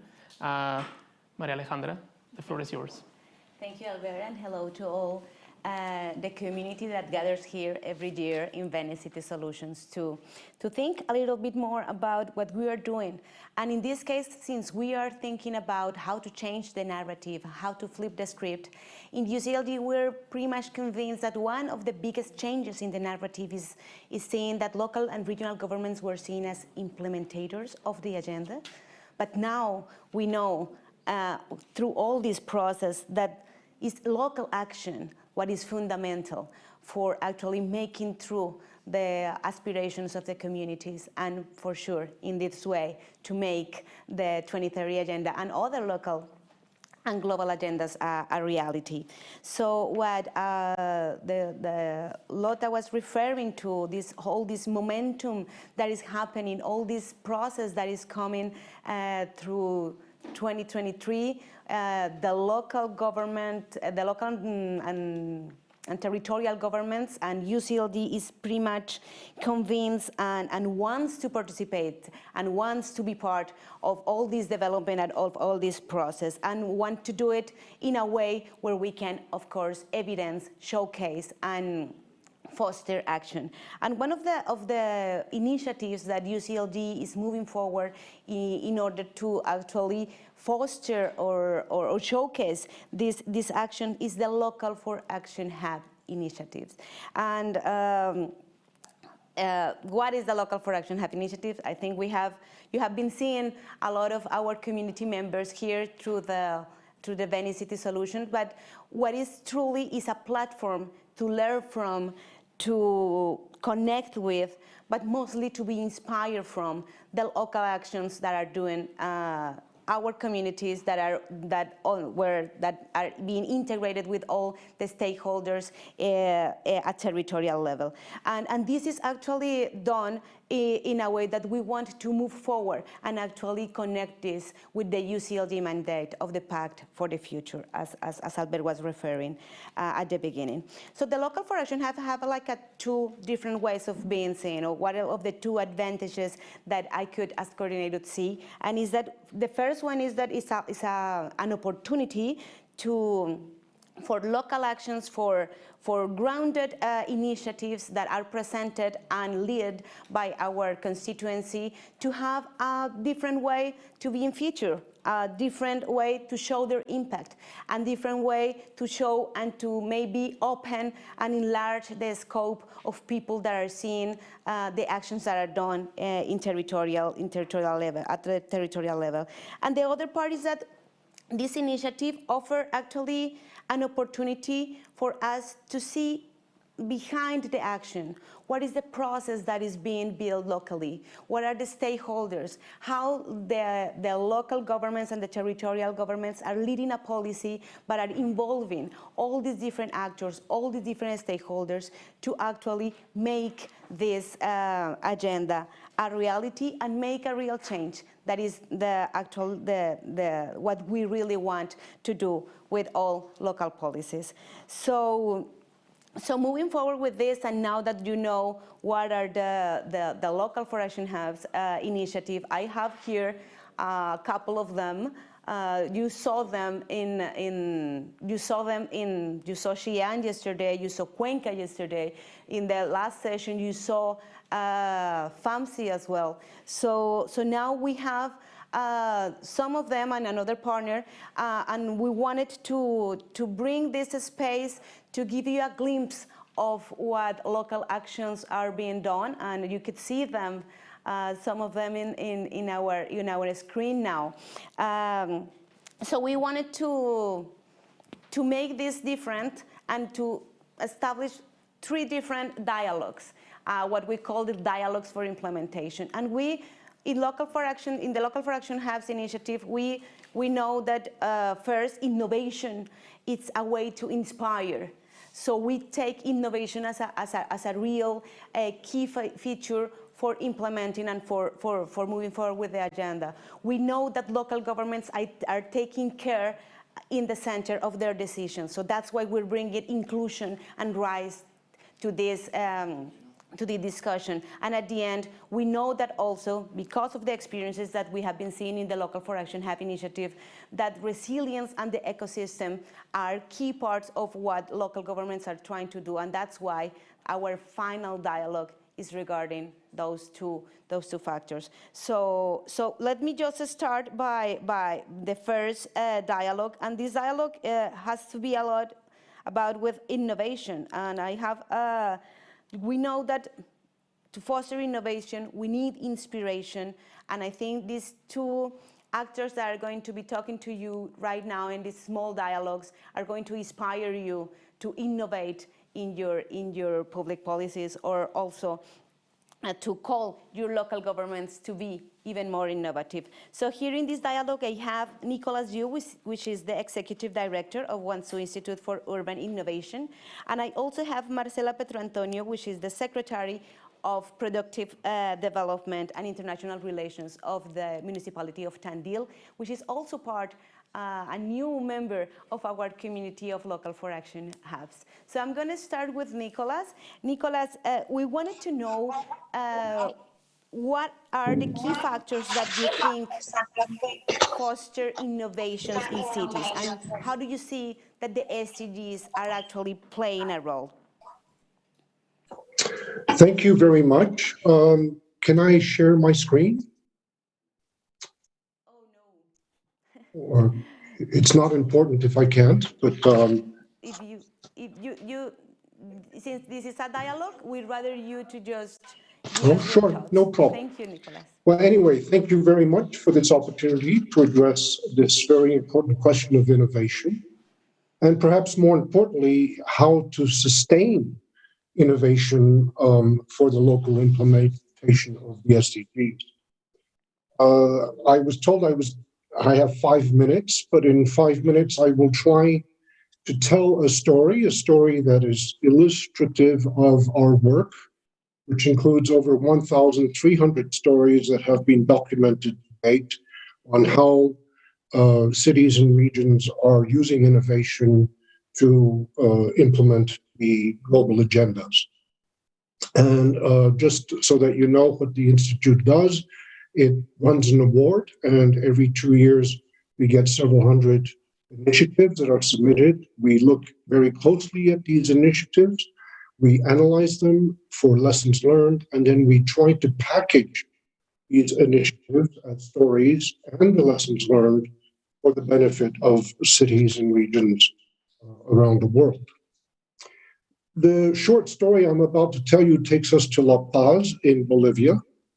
Like many other rapidly growing cities around the world, La Paz suffers from traffic congestion, pollution, and unfortunately very high rates of road accidents. Local leaders have tried different approaches, including policing, sanctions, fines, but that didn't seem to have had much of an effect. A few years ago, the then mayor of La Paz tried a very different approach. And what he did was he reached out to the social workers of the municipality of La Paz and asked them to work with youth at risk, gang members. And what they did was to train these youth at risk in clown techniques. They also dressed these youth up as zebras. And what they did was basically, they were present at all the crossroads and mimicking the bad behavior of both pedestrians and drivers so that people could see that, the mistakes they were making that were causing congestion and causing road accidents. These youth were given a minimum wage, and terms of engagement were for one school semester, more or less, about 3 months. Much to everyone's surprise, after a few semesters, the zebras of La Paz began to have quite an impact on changing the behavior of both drivers and pedestrians. And as a result, the accident rate fell substantially.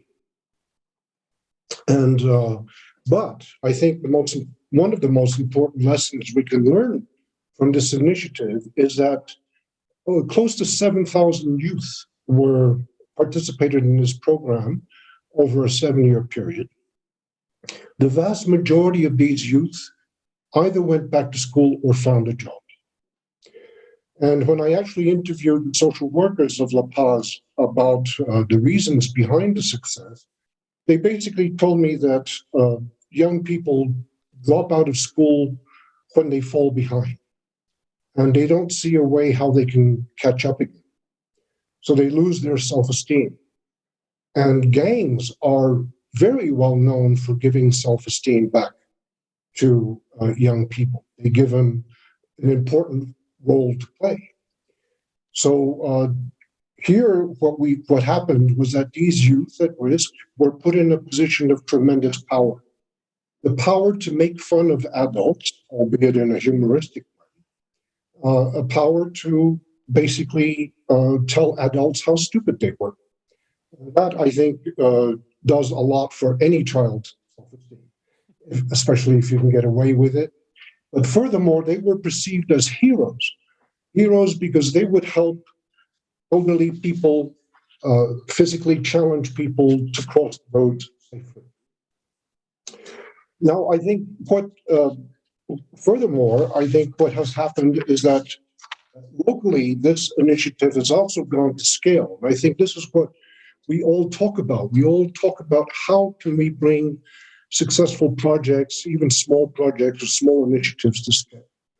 And here, the teachers, the school teachers, when they realized what was happening with the Zerbas of La Paz, they are now working with the same techniques and youth at risk in the schools to stop bullying, and in a not very serious way, how to help children enjoy school more so that there is less of a risk of them dropping out of school. The initiative has also gone to other Latin American countries, and the most recent information I heard was that it's now being implemented also in South Korea. So what are some of the takeaways from this story and the 1,300 other stories that we have collected over the past 10 years? I think, especially from the perspective of the role of innovation and the local implementation of the SDGs. Well, I think the first observation we could make from the analysis of all these case studies is that local government has to be in the driver's seat. It needs to be guided by a vision and a commitment to putting people's needs first.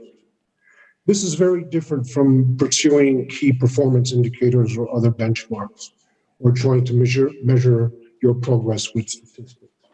You have less than Another observation we can make is that innovation cannot be sustained or achieved without the pursuit of excellence.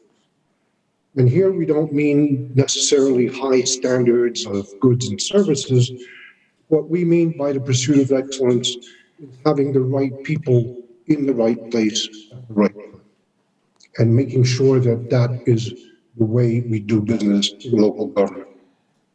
And also another observation, you cannot sustain innovation if you continue to have your contract procurement system always award the contract the lowest bidder. That absolutely has to stop. Sustaining innovation also implies continuous learning. What worked and why did it work? What didn't work and why? And these are the key questions we need to ask. Too often when we ask local governments to tell their stories, they tell us what they did. They're not saying how they did it, what were the challenges they met, how these challenges were overcome, and perhaps the most important question, which is critical to learning, is what would you do differently if you could start over again? I think also sustaining innovation goes way beyond participation. We have to go beyond participation and find ways of meaningful engagement. Right? And meaningful engagement is not just asking people to participate in town hall meetings or to give their opinions or to vote for the design of a project. It's really giving the inhabitants of the city, the stakeholders of the city or region, real stake in decision-making, resource allocation. And I think this is key. Finally, I think sustaining innovation requires leadership at all levels, and perhaps just equally important, the recognition of the role of leadership at all levels. It's not just about leadership at the top. So these are some of the observations we made after we conducted a 4-cycle review of over 1,300 initiatives. We will continue to do this as we get several hundred more initiatives every 2 years. And we are at the Guangzhou Institute for Urban Innovation working very closely with UCLG and other partners to disseminate these success stories in the local implementation of the SDGs to cities and regions and policymakers around the world. We will continue to do so. We will make a special effort, of course, for the high-level political forum in July on sharing these lessons learned. And of course, we will continue to do so up to and beyond 2030. Thank you for your attention. Thank you, Nicholas. And for sure, we will count on you and on the Institute to move forward with not just the Local for Action Hub initiatives, but maybe another initiative in UCLG so we can keep working together. One of the things that I bring out of your presentation, which was brilliant, is the power of local transformation and how local governments are innovative and being creative because they do have the responsibility to do so, but they can also do it in a different way. And I think like the comments that you did regarding what are the key elements of the sustainability of innovation is the most important part because innovation cannot be stopped, it needs to be sustainable. And I think that can link us to the next presentation, to the next person that we have, which is Marcela Petrantonio. And now allow me just to switch to Spanish. Marcela, bienvenida. Viste que nos comentaba Nicolás sobre los elementos claves que tenía, ¿no? La innovación, el liderazgo, la visión, el proceso de aprendizaje que es tan importante. Pero una de las partes que nos comentaba Nicolás era la cuestión de la participación y el engagement, ¿no? Y yo quería ver un poco basado en la experiencia que tú estás liderando con el Local for Action Hub de Tandil. ¿Cómo ves tú que las ciudades afrontan esta innovación trayendo a otros actores, trayendo a las redes de ciudades, trayendo a la comunidad, trayendo a las universidades, trayendo como bien hace el Local for Action Hub de Tandil, incentivando y promoviendo el talento en la ciudad como una forma de innovación? Marcela, te doy la palabra. Bueno, muchas gracias. Me disculpo por el ruido ambiente. Estoy en el medio de la cumbre de la red de Mercociudades, así que disculpas por eso. Rápidamente, para no abusar de los 5 minutos, que es la consigna que nos han dado, me gustaría colocar en este diálogo 3 o 4 aspectos vinculados a la innovación. Uno tiene que ver con esta forma de innovar desde los gobiernos en ese liderazgo, como decía quien me antecedió, y en nuestro caso, en Tandil, aparece, digamos, este concepto de la gestión asociada. Nos asociamos para gestionar el territorio. Y esto quiere decir, digamos, también resignificar este ODS 17 que nos habla tanto de alianzas. ¿Cómo localizamos, en definitiva, ese ODS en términos de construcción de desarrollo en un territorio? Bueno, precisamente asociarnos para gestionar el territorio. Y me gustó mucho lo que decía recién el compañero de Guangzhou, ¿no? Esto de no por formar parte de un consejo estoy siendo participativo, o formar parte de una mesa, sino realmente definir un proyecto global de desarrollo territorial. En el caso nuestro, y creo que la pospandemia nos ha colocado, digamos, en también poner en debate los ODS, no solamente por una cuestión de que estamos a 7 años y podemos identificar, como decía Loto al inicio, siendo honestos, varias cuestiones para debatir en cómo vamos con esa localización, pero sí nos parece que en la pospandemia apareció una debilidad muy grande alrededor de las personas y de su desarrollo, vinculado nada más y nada menos a las deficiencias que tenemos en la formación vinculada a la transformación digital. Digamos, en realidad quedó visible que no todas las personas, que no todos los que formamos parte de una sociedad en un territorio determinado, teníamos los elementos y estábamos capacitados y formados para realmente acomodarnos en eso que nos colocó la pandemia. Entonces, en Tandil, con esta lógica de gestión asociada con diversos actores del territorio, se construyó lo que denominamos una escuela municipal de talento. Una escuela que empieza primero con una clara lógica de que el gobierno tiene un rol central en el desarrollo de las personas, y en este caso el desarrollo de las personas pensado en términos de la formación, de la capacitación y de que ser un vehículo para que descubran sus propios talentos. En esta primera etapa, muy centrado en la transformación digital y en cómo formarnos para estas nuevas características que aparecen en el empleo, que cada vez exigen más el desarrollo de esas habilidades. Entonces, estas condiciones nuevas de empleabilidad, que insisto, se profundizan en la pospandemia, bueno, hace necesario que empezáramos a actuar en ese sentido. Pero por otro lado, todos los sectores de nuestra sociedad, y vamos a hablar en un ejemplo de los sectores económicos, de servicios productivos, a todos los atraviesa también esta transformación digital. Y no necesariamente tienen a los empleados calificados para, por ejemplo, utilizar nuevas maquinarias, si hablamos de innovación dura, técnica. Y ahí también entendemos que el gobierno local o los gobiernos locales deben acompañar a esas pequeñas, medianas empresas, a esos emprendimientos, en ese tránsito, en esa formación necesaria vinculada a la sociedad digital. Por eso, la verdad que la experiencia en nuestra ciudad, una ciudad intermedia, que aparece como otra segunda palabra clave en estos 5 minutos, hablamos de gestión asociada, ponemos foco en la ciudad intermedia. La ciudad intermedia también, cuando hace varios años poníamos mucho el foco en las metrópolis, hoy debemos necesariamente poner el foco en las ciudades intermedias, que también nos enseñan mucho y nos ponen mucho en debate la Agenda 2030.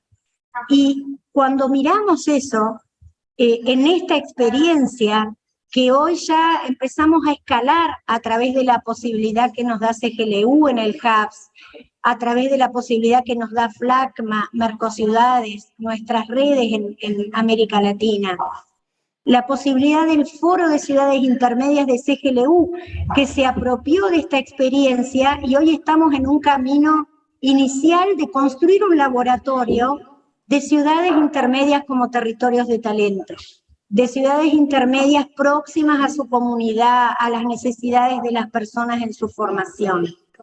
Por eso, y para terminar, creo que este diálogo que nos está proponiendo el Hubs en la actualidad, o los Hubs, a través de María Alejandra, nos permite no solamente reflexionar sobre aquellas acciones locales que ya han sido visibles hace tiempo, sino estas acciones locales que aparecen en la pospandemia y que no es casualidad que también estén revisando y resignificando la Agenda 2030 con un eje muy fuerte centrado en la persona y en los gobiernos, dos de las dimensiones de este pacto que hace muy poquito firmamos en Daejeon, como Albert decía al inicio de esta sesión. Así que estamos realmente muy entusiastas y muy entusiasmados para construir realmente este laboratorio mundial que ponga el foco en estos temas y mucho más entusiasmados para llevar una voz honesta en esta revisión de los ODS que Naciones Unidas hará en esta cumbre, porque claro que hay que revisarla, porque también este pacto global hacia el futuro de personas, planeta y gobierno fue un primer inicio que hacemos las ciudades a través de esa revisión. Claro que sí, Marcela. Muchas gracias, Alejandra. No, muchas gracias a ti, Marcela, y creo que una de las palabras claves que tiene tu intervención es el hecho de resignificar, ¿no? Resignificarnos a nosotros o a la membresía, ¿no? A los gobiernos locales y regionales como actores claves, resignificar cómo nos vinculamos, cómo tenemos alianzas con los otros y pues definitivamente resignificar algo que es muy importante y yo soy bastante fan y es el aprendizaje. Cómo resignificamos, cómo aprendemos de los unos, cómo aprendemos de nosotros mismos y me parece que es muy interesante. Y en esta cuestión que también traías, hablabas de la transformación digital, ¿no? Y de cómo es importante pensarnos y resignificar esos avances, el talento, la cuestión del acceso, ¿no? De los derechos, y eso nos lleva un poco a nuestro segundo diálogo que tiene que ver con inclusión y derechos. Y este segundo diálogo lo va a liderar una de mis compañeras que se llama, de CGLU, que se llama Cecil Roth. Cecil es oficial del Departamento de Investigación y como muchos de ustedes saben, el Departamento de Investigación hace un trabajo muy, yo diría que muy audaz y muy cauteloso en términos de no solamente reportar, sino llevar la evidencia de las acciones locales a foros como el High Level Political Forum, pero mucho más allá. Cecil, te doy la palabra para que moderes este pequeño diálogo y muchas gracias por estar aquí. Pues muchas gracias a ti, María Alejandra, por esa presentación and I'm going to switch to English now. And I'm very happy to be here today with you all and to open the second dialogue on inclusion and rights.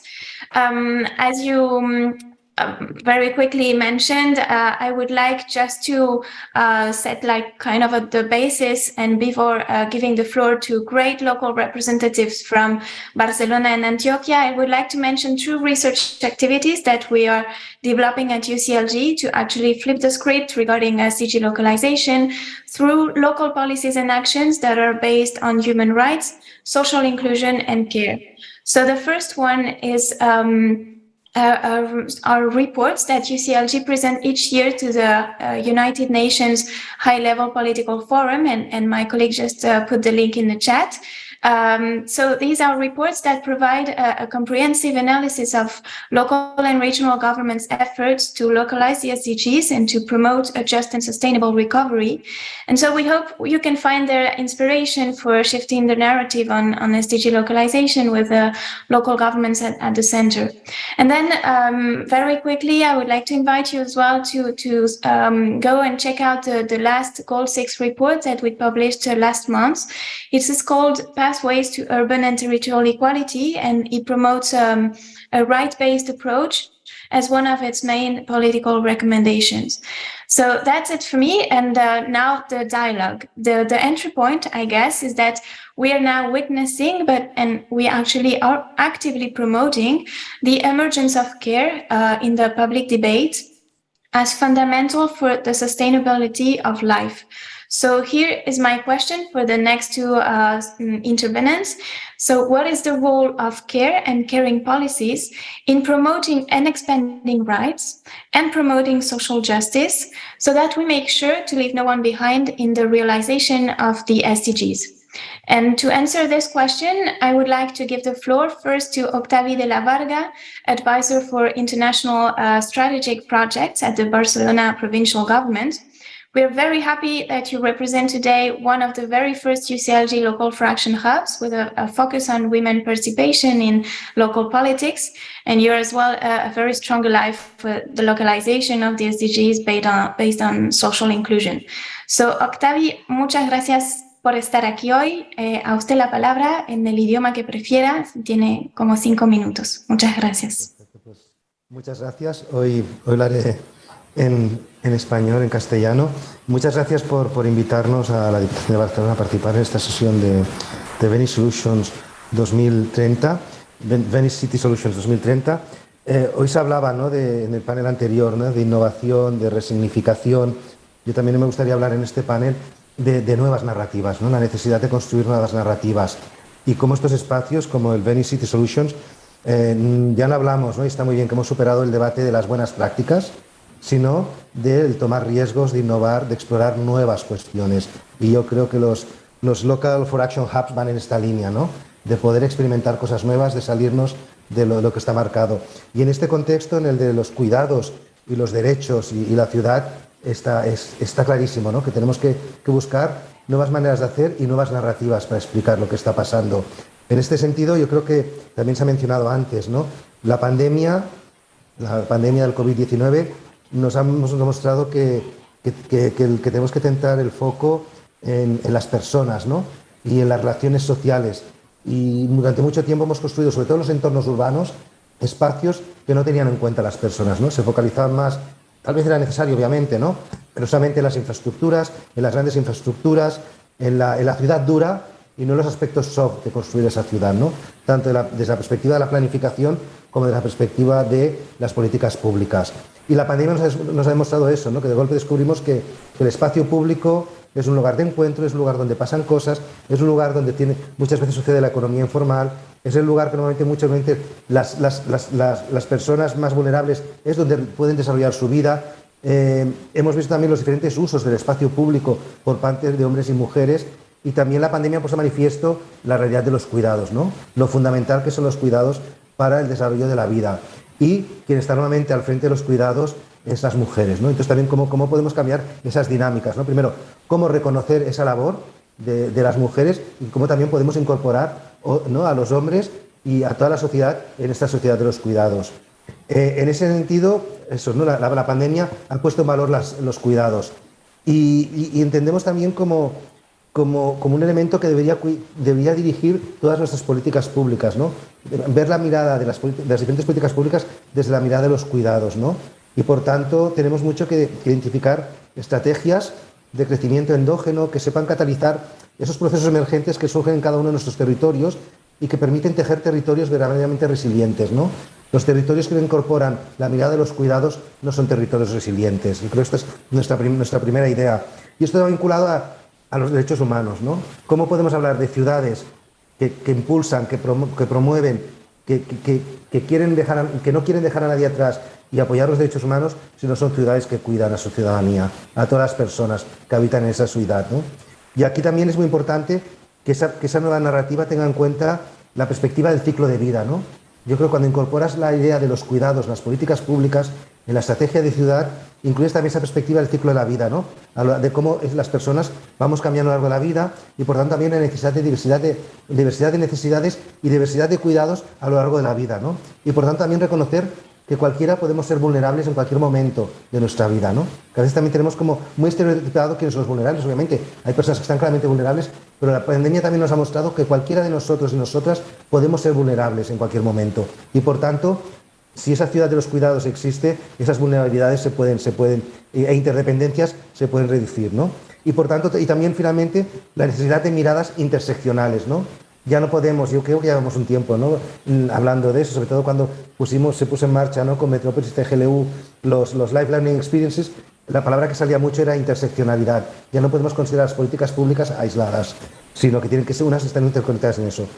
En este contexto, creo que es muy necesario, y aquí liga con el Local for Action Hub que estamos impulsando desde la Diputación de Barcelona, lo que se muestra es que necesitamos liderazgos transformadores. Obviamente hablamos de innovación, de política pública, pero esta innovación, este tomar riesgos y estas nuevas narrativas y resignificaciones no pueden conseguirse si no desarrollamos liderazgos transformadores, nuevos liderazgos a nivel público, a nivel local y a nivel regional y a nivel de los territorios, ¿no? Y ahí yo creo que un elemento clave es donde hemos visto cambios en los últimos años es en aquellas ciudades donde los liderazgos han sido asumidos por mujeres. Y hemos visto cambios muy radicales cuando alcaldesas, intendentas las han tomado las riendas de esos gobiernos locales, ¿no? Introduciendo nuevas miradas, nuevas perspectivas, y es cuando hemos empezado a hablar, ¿no?, de la ciudad más humana, de la ciudad de los 15 minutos, de la ciudad que cuida, de la ciudad para las personas, esa ciudad que pone a las personas en el centro, ¿no?, de cualquier decisión.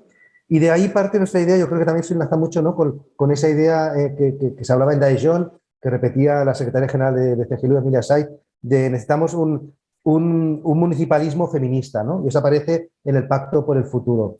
Y eso liga con lo que estamos trabajando en Diputación de Barcelona, en este Local for Action Hub, que obviamente no incide directamente en las políticas de cuidados, somos conscientes, pero sí que incide en la incorporación de la perspectiva de género en las políticas públicas y en particular promover la participación de las mujeres en la esfera política local. Y es un trabajo que pone en relación a mujeres electas y alcaldesas de municipios de la provincia de Barcelona con mujeres electas y alcaldesas de gobiernos locales de Marruecos. Porque entendemos que es incorporando y apoyando y empoderando a las mujeres al frente de los liderazgos de los gobiernos locales es que se pueden construir nuevas narrativas que pongan los cuidados, los derechos humanos y las personas en el centro, ¿no? Y en este proceso, bueno, estamos poniendo en relación 20 municipios de la provincia de Barcelona, municipios además que también a veces pensamos, ¿no?, que en estas dinámicas tienen que ser grandes ciudades, ¿no? Una de la ponente anterior hablaba también de las ciudades intermedias, son municipios de 15.000, 20.000 habitantes que trabajan, que al frente hay alcaldesas y concejalas que trabajan con 15 gobiernos locales de Marruecos, en el que también hay alcaldesas y electas locales. Y ahí hay un proceso de acompañamiento, de peer learning, de transmitir experiencias y también de ayudar a eso, a empoderar, a dar ideas, a intercambiar procesos, a aprender de cada una de ellas para poder incorporar esa nueva narrativa.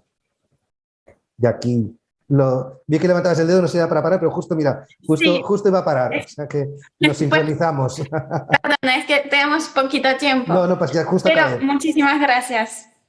Un placer. No, gracias, o sea, quería decirle las gracias por ejemplificar esos cambios de paradigma y de narrativa, como dijo, que crearon ustedes en Barcelona y en base también a la pandemia, poniendo las personas al centro de las políticas, del planeamiento, de los servicios, y también gracias por también llevar el tema de la perspectiva feminista interseccional y mostrar cómo el cuidado y la participación de todos en la vida política local pueden ser como palancas realmente transformadoras para acelerar pues la implementación de la Agenda 2030 y para la resiliencia frente a crisis y emergencias.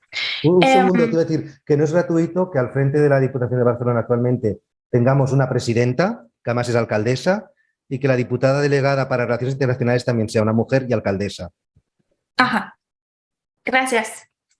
Quisiera ahora que escuchemos a la intervención de Claudia García Lobo Guerrero, que es directora del Departamento Administrativo de Planeamiento de la Gobernación de Antioquia, en Colombia. Entonces cambiamos de continente, pero con la misma pregunta sobre el rol del cuidado de las políticas locales que cuidan en la protección y ampliación de los derechos y la promoción de la justicia social para realizar los ODS con la inclusión social tanto como práctica presente y como horizonte para el futuro.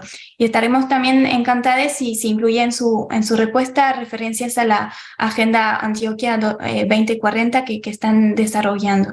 Entonces, Claudia, también 5 minutos, no mucho más. A usted la palabra. Muchas gracias. Bueno, muchas gracias. Yo quisiera retomar en el punto que Octavia ha planteado y es cómo construir nuevas narrativas, y eso puede ser un aporte muy importante de los gobiernos locales cuando estamos hablando de consolidar ese papel de las políticas de cuidado. Quiero compartirles, Cecil, así lo haré, una estrategia que estamos desarrollando en Antioquia, que es la construcción de la Agenda Antioquia 2040. Y cuando construimos esa agenda, lo que hicimos fue el diálogo social más amplio, más ambicioso, más diverso que se haya emprendido para entender, por un lado, en que construir una línea de base, si se quiere, desde el diálogo social. Hicimos un ejercicio muy interesante de comparar indicadores duros con la línea de base que se construía en territorio. Y por el otro lado, entender cuáles eran los tractores o las transformaciones más importantes que las comunidades entendían en esas tres esferas, en el cuidado de las personas, en el cuidado del planeta, en el cuidado de la democracia, para encontrar elementos muy importantes. Por ejemplo, las comunidades diciéndonos, ojo, que las mujeres y los jóvenes son tractores muy importantes de transformación, y para eso necesitamos que, uno, las mujeres y las juventudes tengan todas las capacidades, pero por el otro, un poco como lo decía Octavio, una manera más feminista de hacer política o de involucrar el amor, la solidaridad y esa vocación de cuidado en las decisiones administrativas, pero también en las decisiones de política pública. Y eso es muy bonito porque no estamos hablando de hacedores de política pública, estamos hablando de comunidades que están reflexionando alrededor de cuáles serían sus tractores. Entonces, más de 45.000 personas reafirmando que sí, efectivamente ahí están los tractores de cambio para implementar las agendas. Y digamos, lo bonito de esto es construir una agenda, que es una agenda planetaria, que es una agenda global, que es la agenda de los gobiernos locales, que es la agenda de los objetivos de desarrollo sostenible, pero desde una visión totalmente distinta, no desde los estados-nación, sino desde las comunidades, generando compromisos y diciendo, vamos a trabajar en esto. Y una vez las comunidades nos decían propósitos, proyectos, les decimos, listo, mira, eso le apunta a un propósito planetario, que es el ODS2 o que es el ODS4 o que está trabajando sobre la equidad de género, y era una conexión totalmente distinta para las comunidades. Un ejercicio no de localización, el más común que hacemos, que es desde los estados-nación, sino desde las reflexiones de los intereses de las comunidades, a la agenda planetaria de los ODS, pero a la agenda de los gobiernos locales, pero a la agenda, por ejemplo, ambiental.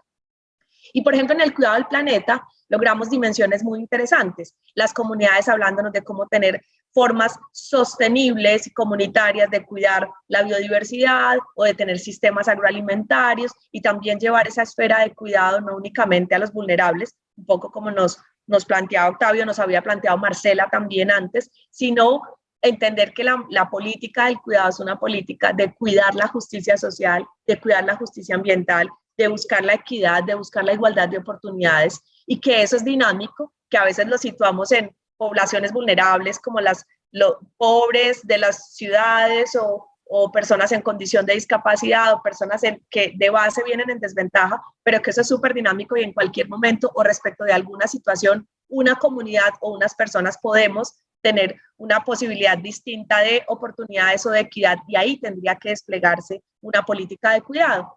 Y también hacerlo desde el cuidado de la democracia y cómo, digamos, empoderar comunidades para entender que, por ejemplo, la comunidad científica, que la invitamos a ser parte de un comité científico para el cambio climático, acerca posibilidades de cuidar qué decisiones públicas se están tomando, que el involucramiento es importante y que ponemos esas capacidades científicas a disposición de cuidar también la democracia y los entornos de decisiones.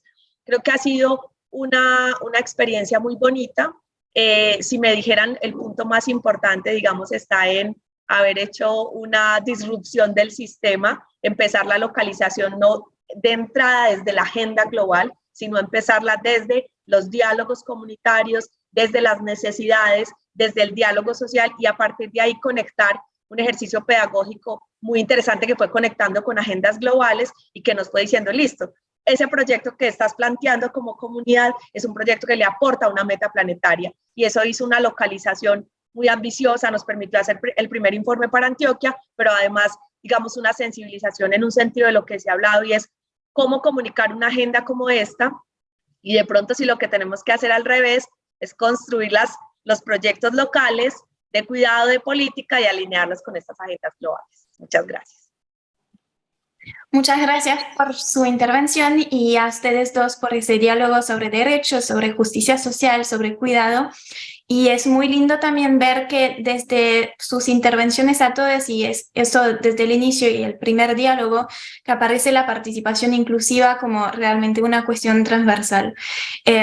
Todo esto, desde los derechos, justicia, cuidado, participación, son compromisos claves sus gobiernos locales y son muy inspiradores para todos nosotros que estamos escuchando, y retomo, y creo que, que es un ejemplo, sí, muy importante lo que acaba de decir Claudia sobre partir del nivel local como para luego pues reconectarse a las agendas globales.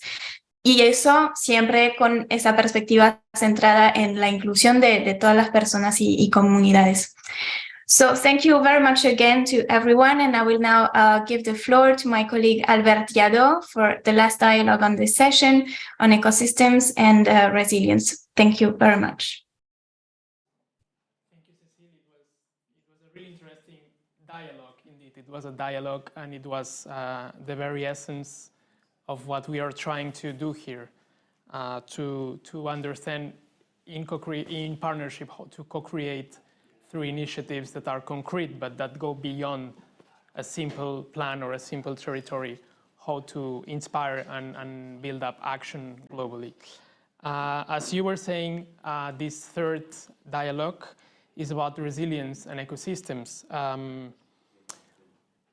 I like the previous dialogue in particular, how Octavi from the Barcelona Provincial Council mentioned intersectionality and brought up the concept of resilient cities and territories, how they are grown up in policies that put people in the center. So I like this interrelationship because it speaks a lot to the Pact for the Future and how do we collectively think about how to transform our ecosystems, the way we relate to them, and how do we rethink and imagine models that are sustainable in terms of production, in terms of consumption, in terms of proximity, in terms of our daily lives. So without further introduction, I'm going to switch to Spanish again because we have for this third dialogue Lautaro Lorenzo, que es el representante de Esteban Echevarría y secretario ejecutivo de Mercociudades. Buenos días para ti, Lautaro. Y tenemos también a Arnau Gutiérrez Camps, jefe de Departamento para Alianzas y Redes de la Subdirección General de Internalización del Ayuntamiento de Madrid. Lautaro, voy contigo primero para preguntarte, puesto que el Local for Action Hub de Esteban Echevarría sobre promoción de ciudades resilientes, inclusivas y solidarias tiene un componente muy fuerte, y la propia ciudad de Esteban Echevarría del rol en redes internacionales, en iniciativas internacionales para justamente hacer este peer learning del que hemos venido hablando, el escalar las soluciones que desarrolláis a nivel local. ¿Cuáles son las palancas que tienen a disposición las ciudades y los territorios para realizar una acción climática que sea transformadora y que ayude a construir comunidades más resilientes? Esta es la pregunta y para ti la palabra, Lautaro. Bien, perfecto. Muchas gracias a todos y todas. Buenos días, tardes o noches.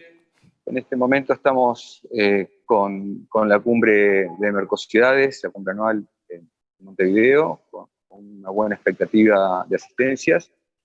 Y bueno, lo primero a querer destacar es esta cuestión de la importancia de que nosotros venimos de gobiernos locales que siempre tienen que estar presentes dando respuesta de países en vías de desarrollo y periféricos. Y en eso, digamos, la realidad es que lo que hace resiliencia y adaptación, que son las dos caras de la misma moneda, es decir, cómo mejor estamos preparados para los cambios que viene generando el cambio climático, la redundancia, y también cómo mejor ante la emergencia respondemos, también tiene mucho que ver con el acrecentamiento de las dificultades relativas al cambio climático, son las acciones que más respuesta dan los gobiernos locales de América Latina.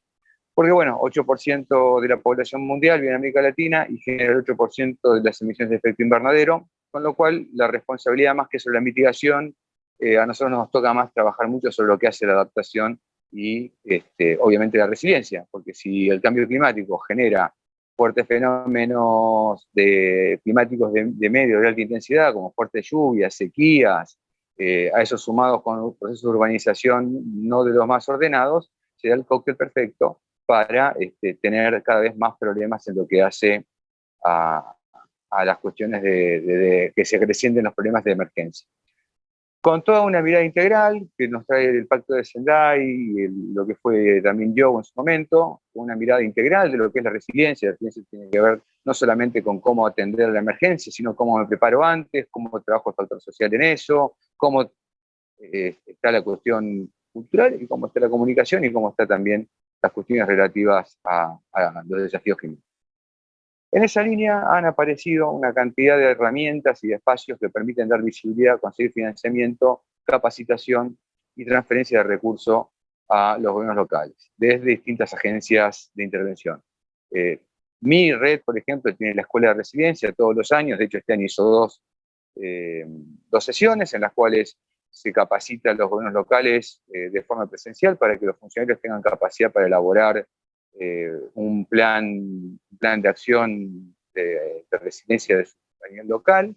Después, por otro lado, tenemos la Oficina de las Naciones Unidas para la Reducción de Riesgo de Desastres, UNDRR, que también ahí lo que tenemos es herramientas de diagnóstico de cómo está el gobierno local y modelos para desarrollar planes de resiliencia. Después dentro de eso está MSR 2030, que es mi ciudad, se está preparando, haciendo ciudades resilientes hacia el 2030, que también da distintas herramientas, capacitaciones y networking de compartir buenas prácticas entre ciudades. Por otro lado, el BID está trabajando ahora toda una plataforma en la que están participando, es una comunidad de prácticas en materia de construcción de resiliencia, en la cual participan 14 ciudades. Como en las otras dos instancias también, mi ciudad, en Echeverría, está en esta red. Y entendíamos, digamos, que el Local for Action Hubs, trabajado en resiliencia, podía ser una buena herramienta para compartir nuestra experiencia y para hacer visibles las buenas prácticas y experiencias que tienen todos los gobiernos locales. Porque al final del día, la resiliencia no es que es una decisión o algo incremental que puedo meter como política pública como gobernador, como responsable o gestor local. Es algo que voy a tener que escuchar todos los días de la mejor manera porque es puntual. Si llueve fuerte, colapsan las infraestructuras, hay una inundación parcial o total en algún lugar y hay que ir a trabajarla, a resolverla y probablemente eso, como hay mucha recurrencia en los fenómenos climáticos, eso vuelva a pasar, con lo cual tengo que trabajar tanto con las consecuencias como con las causas. Y eso lo tengo que tener cada vez de manera más sistematizada. Con lo cual está claro que cualquier gobernador, cualquier responsable de gestor local, le consultamos de esto y tiene 40 buenas prácticas aplicadas en su territorio y 40 quizás experiencias de las cuales aprendió lo que era mejor no hacer. Y por eso el rol de este hub es que comparta todo, que sea un espacio para compartir eso, para entregar las herramientas que estén a disposición de parte de distintos organismos y agencias de cooperación y dar visibilidad a la problemática de nuestros gobiernos locales. También hay plataformas internacionales como la plataforma de la UNDRR, que son globales y son regionales, y que entendemos que también es muy interesante que nosotros podamos compartir experiencia con África. Hemos recientemente firmado un convenio entre Mercosur y CGLU África de cooperación. Este es un tema en los cuales tenemos que trabajar en ese MOU. Europa tiene muchas cosas para también enseñarnos. Tenemos mucho para compartir con MIWA, que tienen situaciones similares, por ejemplo, el caso de Argentina, muchas ciudades intermedias, ciudades pequeñas, grandes extensiones de territorio, unas economías ligadas a lo primario, con lo cual también tiene mucho que ver cómo trabajar ahí la cuestión de resiliencia y ni hablar con Asia-Pacífico, en donde hay mucha tecnología y hay muchas cuestiones muy interesantes de dónde aprender sobre las prácticas de los países de Asia y el Pacífico, de los gobiernos locales de Asia y el Pacífico. Con lo cual, entendemos una gran oportunidad a través del Local for Action Hub. Entendemos que el intercambio de experiencias es fundamental, el visibilizar lo que está bien hecho también es fundamental y queremos que el Local for Action Hub sea algo así, sea una herramienta para poder visibilizar las buenas prácticas de los gobiernos locales, que nos permita seguir avanzando y fortaleciendo esto, y que también es un elemento para que con esa visibilidad podamos generar mejores recursos. Sí, hay una línea que está clara en esto, que porque es la importancia de la adaptación, y es la mirada así que aporta Mercosidades, que es la mirada latinoamericana, sobre la importancia de la adaptación, la importancia de pérdidas y daños, que ahora en la última COP en la que pudimos estar presentes, hemos generado una fuerte incidencia y fue muy reconocida esa cuestión. Bueno, en la página web de los hubs está puesto todos los contenidos que venimos desarrollando y lo que podemos desarrollar en el Local for Action Hub de Ciudades Resilientes de España. Muchas gracias. Gracias a ti, Lautaro. Muy interesante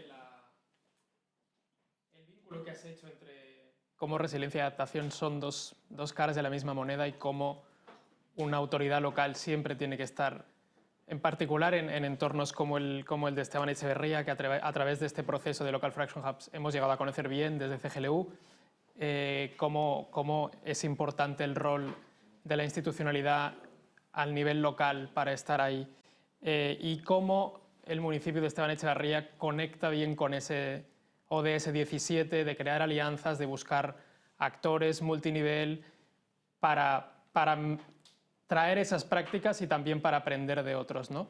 Y me gusta mucho cómo lo has conectado porque va muy en relación con la segunda pregunta que tenemos para Arnau. Arnau está en representación del Ayuntamiento de Madrid.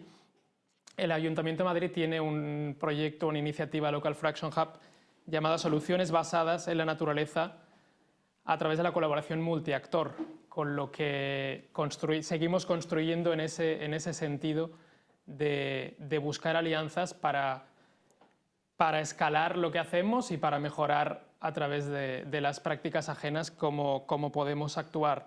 Entonces, Arnau, la pregunta que tengo preparada para ti es ¿cómo pueden las ciudades aprovechar las agendas universales de desarrollo, ya que hablamos de la nueva agenda urbana, del marco de Sendai, evidentemente de la Agenda 2030, para acelerar la implementación a nivel local? Buenas tardes. Muchas gracias, Albert.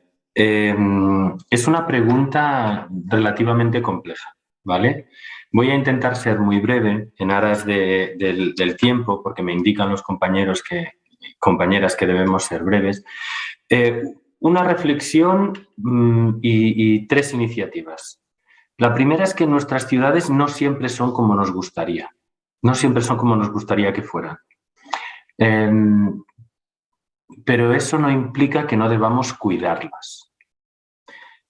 Y debemos cuidar nuestras democracias, debemos cuidar nuestra gestión, debemos cuidar nuestras innovaciones. Y esas innovaciones, y no estoy huyendo de la pregunta, esa innovación muchas veces nos viene, no diré impuesta, diré recomendada desde arriba. Esas agendas nos empujan, nos animan, a veces nos obligan a tomar medidas en aras de defender la sostenibilidad y mejorar la convivencia. Pero me quiero focalizar en la palabra innovación, que ha salido varias veces. Esa innovación nos llega a las ciudades desde las agendas globales, pero también desde la ciudadanía. Hay fuerzas innovadoras que son top-down y que son bottom-up. Estamos obligados a innovar permanentemente para satisfacer las necesidades de esas agendas que nos marcan el camino, que nos ayudan, que nos indican, que nos permiten intercambiar con otros socios, pero también con los pies en el suelo, con la realidad, desde la gestión, ¿no? Y defendiendo la sostenibilidad y los cuidados en nuestras ciudades. El Local for Action Hub en el que ha trabajado Madrid, en el que está trabajando más intensamente, es el bosque metropolitano, que es una solución basada en la naturaleza para la ciudad de Madrid, basada en el cambio porque es una dinámica nueva, focalizado en la sostenibilidad y siempre desde una lógica multiactor. el bosque metropolitano significa cambio, sostenibilidad y multiactor. Siempre, en este caso, buscando soluciones basadas en la naturaleza, acercando los bosques a la ciudad, ¿vale? Pero quiero mencionar otra iniciativa de gran impacto en nuestra ciudad, que es la iniciativa Madrid 360 y la Ordenanza de Movilidad Sostenible, porque en el fondo también responde a lógicas de innovación de las agendas globales, ¿no? Y además con el riesgo de multas por parte de la Unión Europea, en este caso. Esa ordenanza de movilidad sostenible que persigue mejorar la movilidad de una manera no solo sostenible, sino cercana a nuestros ciudadanos, también es multiactor, también es sostenible, pero en este caso la innovación pasa por elementos de continuidad entre distintas legislaturas. Y yo creo que eso es clave. Las ciudades no cambian, la gente no cambia de ciudad cuando hay elecciones, cuando cada año, cada 3 años. Las ciudades son dinámicas, son vivas, pero siempre debemos procurar cuidar a la ciudadanía, nuestras gestiones, nuestra capacidad de innovación y defender esos espacios.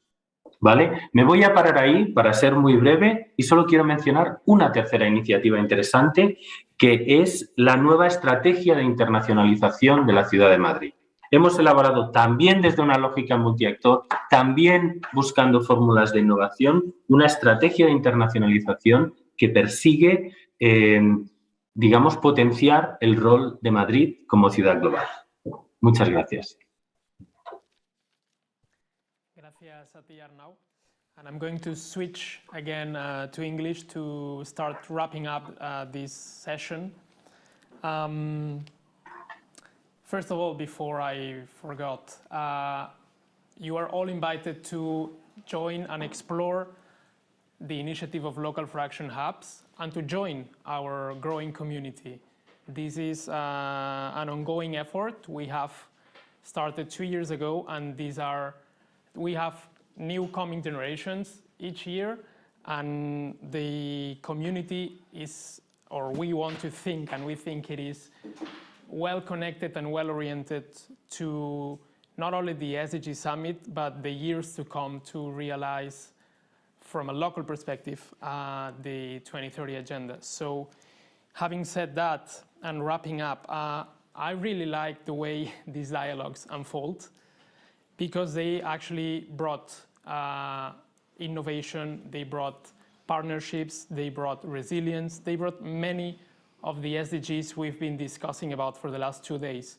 They were a really good example of how co-creation and how listening to the local level helps to implement at the global level, and in particular orienting our action to this SDG summit that will let us know, as Lotta was saying at the beginning, from an honest perspective, how are we doing and what we need to improve and do better. And I think that this session was an excellent frame to not only towards the SDG summit, but also to the HLPF with the revision of SDG 11, which will be of particular importance for our constituency. A moment to put localization at the heart of global action, to altogether flip the script and putting people and care at the center of our policies. So we will leave this session here now. We invite you in just a couple of minutes to join us for the final recommendations to the high-level political forum of July 2023 that we will present you shortly. Thank you.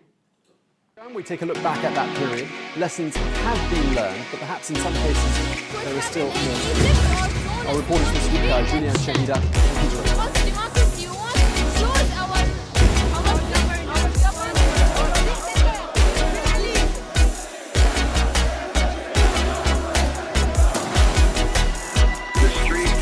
Central Tunis are a battleground, a battle that is pitting riot police armed mostly with tear gas against protesters.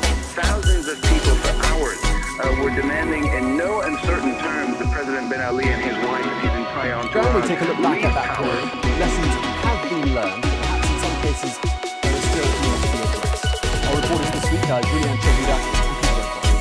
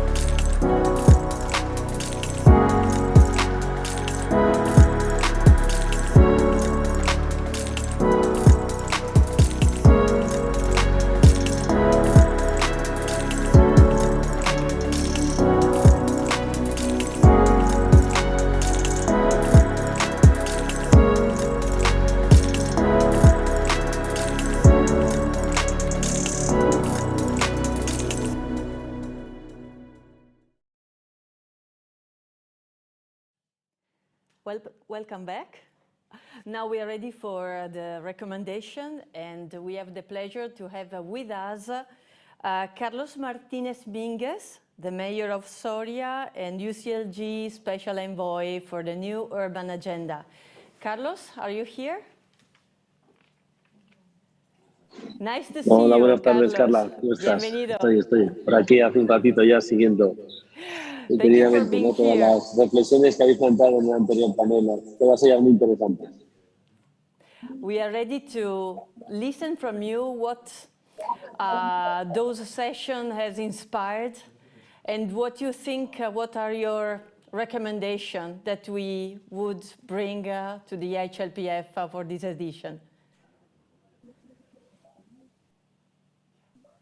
Bueno, me vas a permitir, ¿no?, que en primer lugar os agradezca la invitación, ¿no?, a las tres personas, ¿no?, que han contactado conmigo, ¿no?, a través de Penudiana, Carla, lógicamente, que es la que nos hace de anfitriona, y Mariale, ¿no?, a nivel de Ciudades y Gobiernos Locales Unidos, que es la que nos ha puesto en contacto, ¿no?, esta red de alianzas que llevamos tejiendo hace tiempo para intentar abrir espacio de oportunidad a los gobiernos locales e intentar plantear los grandísimos problemas y los retos a los que nos estamos enfrentando, ¿no? Yo creo que hay 4 ejes, ¿no?, sobre los que se ha planteado perfectamente estas jornadas, ¿no? El primero de ellos, que creo que muchas veces no le damos la suficiente importancia que tiene, ¿no?, que es la transformación tecnológica, la transformación digital, ¿no?, las posibilidades que las redes de tecnología nos abren para intentar de alguna forma acercar, ¿no?, la voz de los gobiernos locales, la voz de la sociedad y los problemas que en ellas padecemos a la hora de resolverlo. Creo que es absolutamente importantísimo que cuando estamos hablando de la necesidad de cambiar un modelo de desarrollo, ese cambio de modelo de desarrollo tiene que plantearse desde distintos puntos de vista, ¿no? Se habla de un nuevo contrato social, se habla de un nuevo contrato territorial, se habla de la custodia del medio ambiente y se habla de la custodia de la gobernanza, ¿no?, esa transversalidad con las políticas de gobierno abierto, ¿no? Pero para todo ello, creo que la transversalidad de la digitalización de la tecnología es absolutamente básico, ¿no?, si queremos plantear unos resultados diferentes a los que ya tenemos y no asentar los modelos de desarrollo en las bases, ¿no?, de las desigualdades que han creado el contexto internacional que hoy por hoy tenemos, ¿no? Ligado a esa transformación digital, ¿no?, y también con la eje que ya he planteado antes, es el eje de la comunicación. de la acción local, ¿no? SDG de la comunicación de la acción local desde el punto de vista, como decía antes, de esas políticas de gobierno abierto desde con las que tanto hemos intentado batallar, ¿no? Desde ciudades de gobiernos locales unidos, ¿no? Allá por la calle Comunidad de Prácticas, ¿no? Que en su momento abrió nuestra compañera Juana López Pagán, ¿no? Y que tanto el campo me abrió y me enseñó, ¿no? En ese transformar la participación ciudadana precisamente en un eje mucho mayor, ¿no? Que es la cooperación, la cogobernanza a través de la rendición de cuentas, a través de la transparencia, a través de la participación en sí misma, pero utilizando todos y cada uno de los vectores, ¿no? Y esa política de gobierno abierto que afiance y consolide esas instituciones sólidas a través de la recuperación de la confianza de la ciudadanía en las mismas, ¿no? En los representantes públicos y políticos, creo que es absolutamente clave, ¿no? En el tercer lugar, ¿no? Que creo que es también básico, ¿no?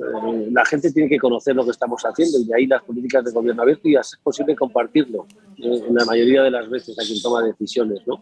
Pero para eso tenemos que ser lo suficientemente eficientes en la prestación de los servicios públicos, en la cobertura de los derechos de ciudadanía para entender que los servicios sociales son los motores absolutamente básicos, ¿no? Para poder desarrollar los objetivos de los 17 objetivos de desarrollo sostenible, ¿no? Los cuidados de las personas, el cuidado del planeta en el centro, ¿no? De la acción política de los gobiernos locales, y para eso es absolutamente fundamental, ¿no?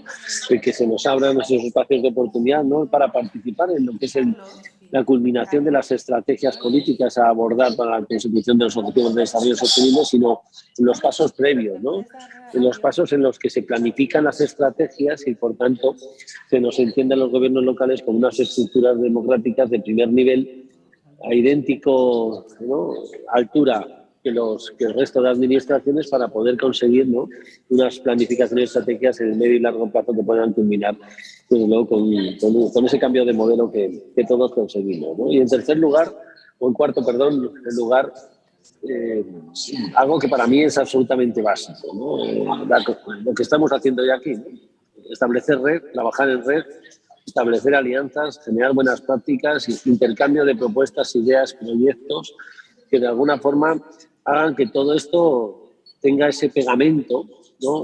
Esa relación que dé coherencia a todas y cada una de las políticas públicas, ¿no? A lo largo de estos días se ha hablado, siempre se dice, ¿no? Que el ODS es uno de los ODS absolutamente claves, ¿no? El 11 para la consecución del resto de ODS, ¿no? ¿Por qué? Porque algo que parece tan obvio, que es que la gente vive en los entornos urbanos, en las ciudades, parece que en demasiadas ocasiones se olvida, ¿no?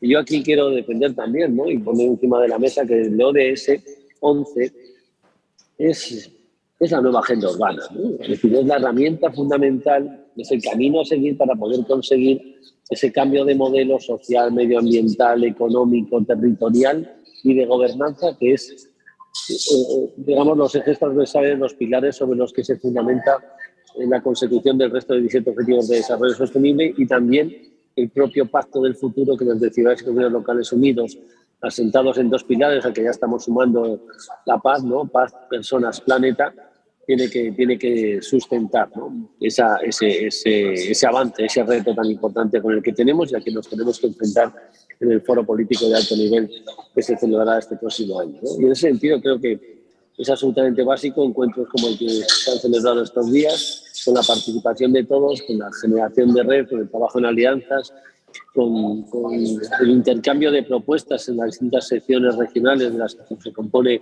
los gobiernos locales a nivel internacional para que entre todos, ¿no? Seamos capaces de poder dar una visión global, ¿no?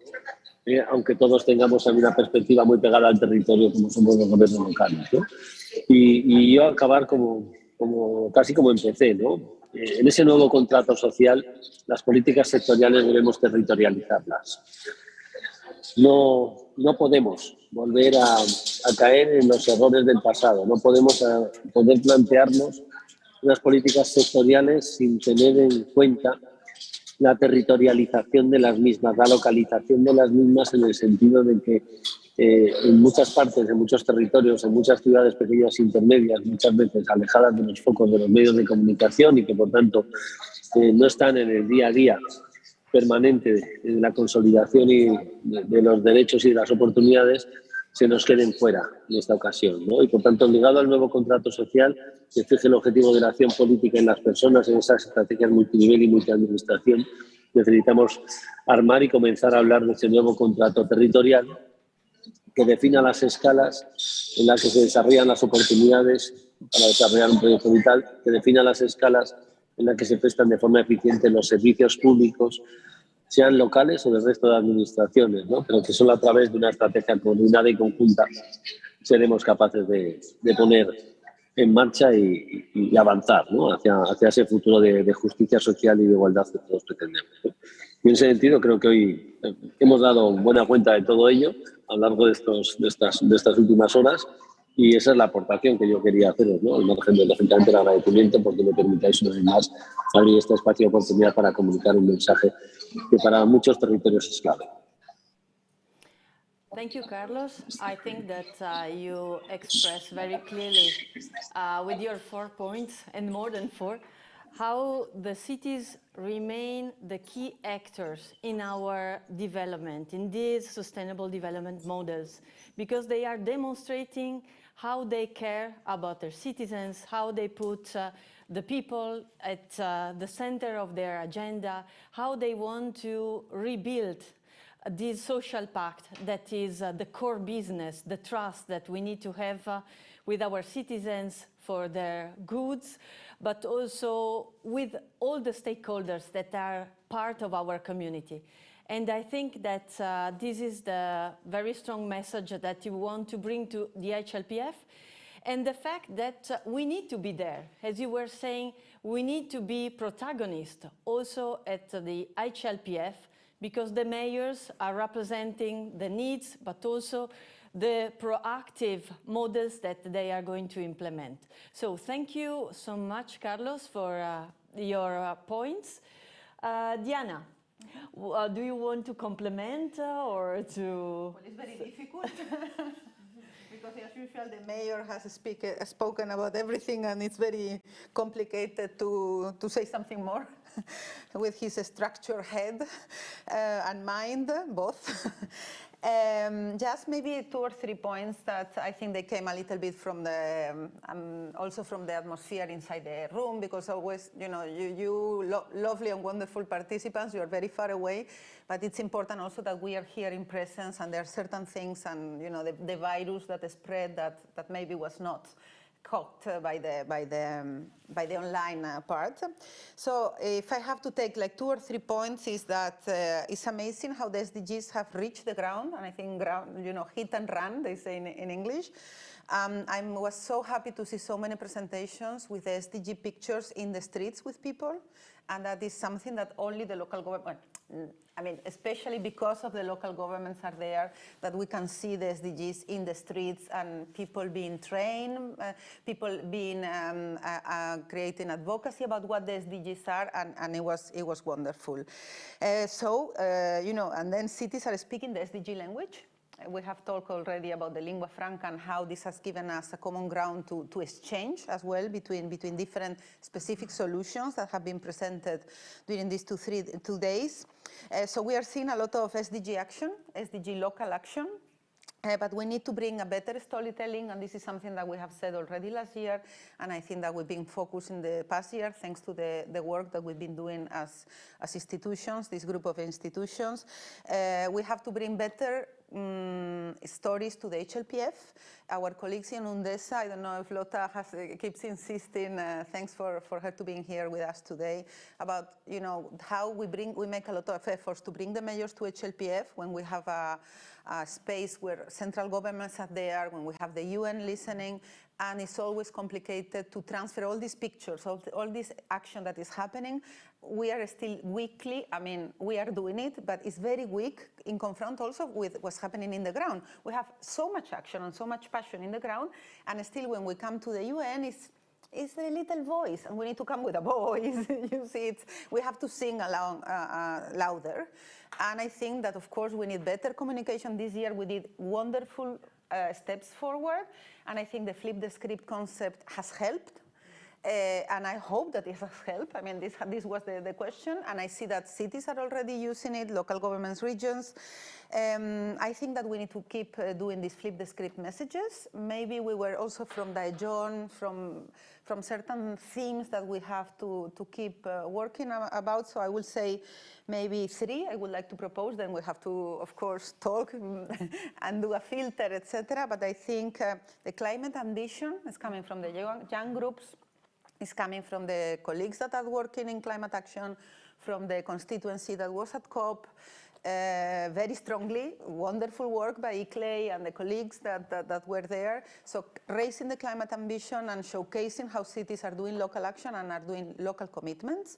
The national determined contributions, they are super engaging local governments, and that's a change from the past editions of COP. So climate ambition, definitely. I love this new idea of waste, the new waste. I think that is something that the people can see.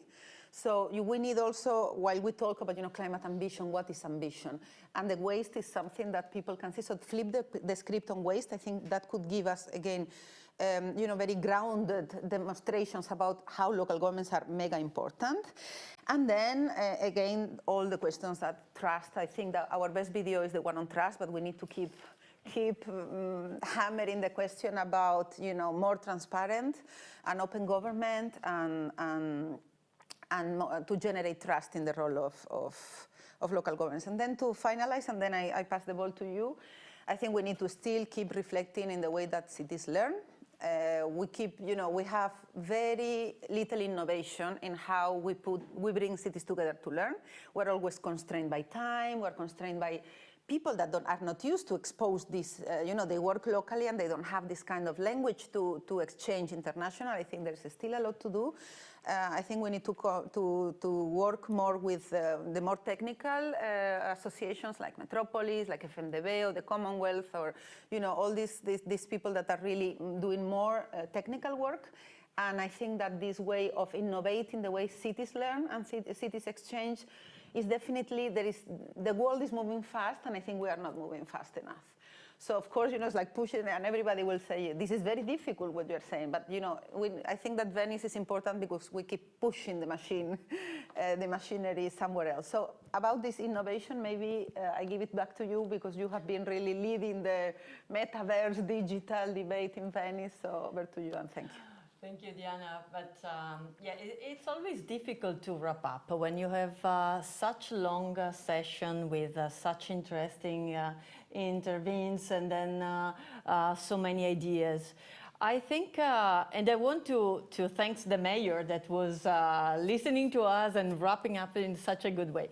I want to say that I will keep in mind the SDG clock. Because for me, it was important to see and to share with everyone that the time is running out. The 2030 agenda is a long path, but we have such a short time. So we need to work in a different way. Maybe we need to work better. And we have the tools to make this path faster. First of all, I would like to say thanks also to all the speakers we had in all the sessions, local for action hubs and many cities that are really witnessing the fact that cities are running fast. They want to achieve the SDGs. They want to change our world, our real world.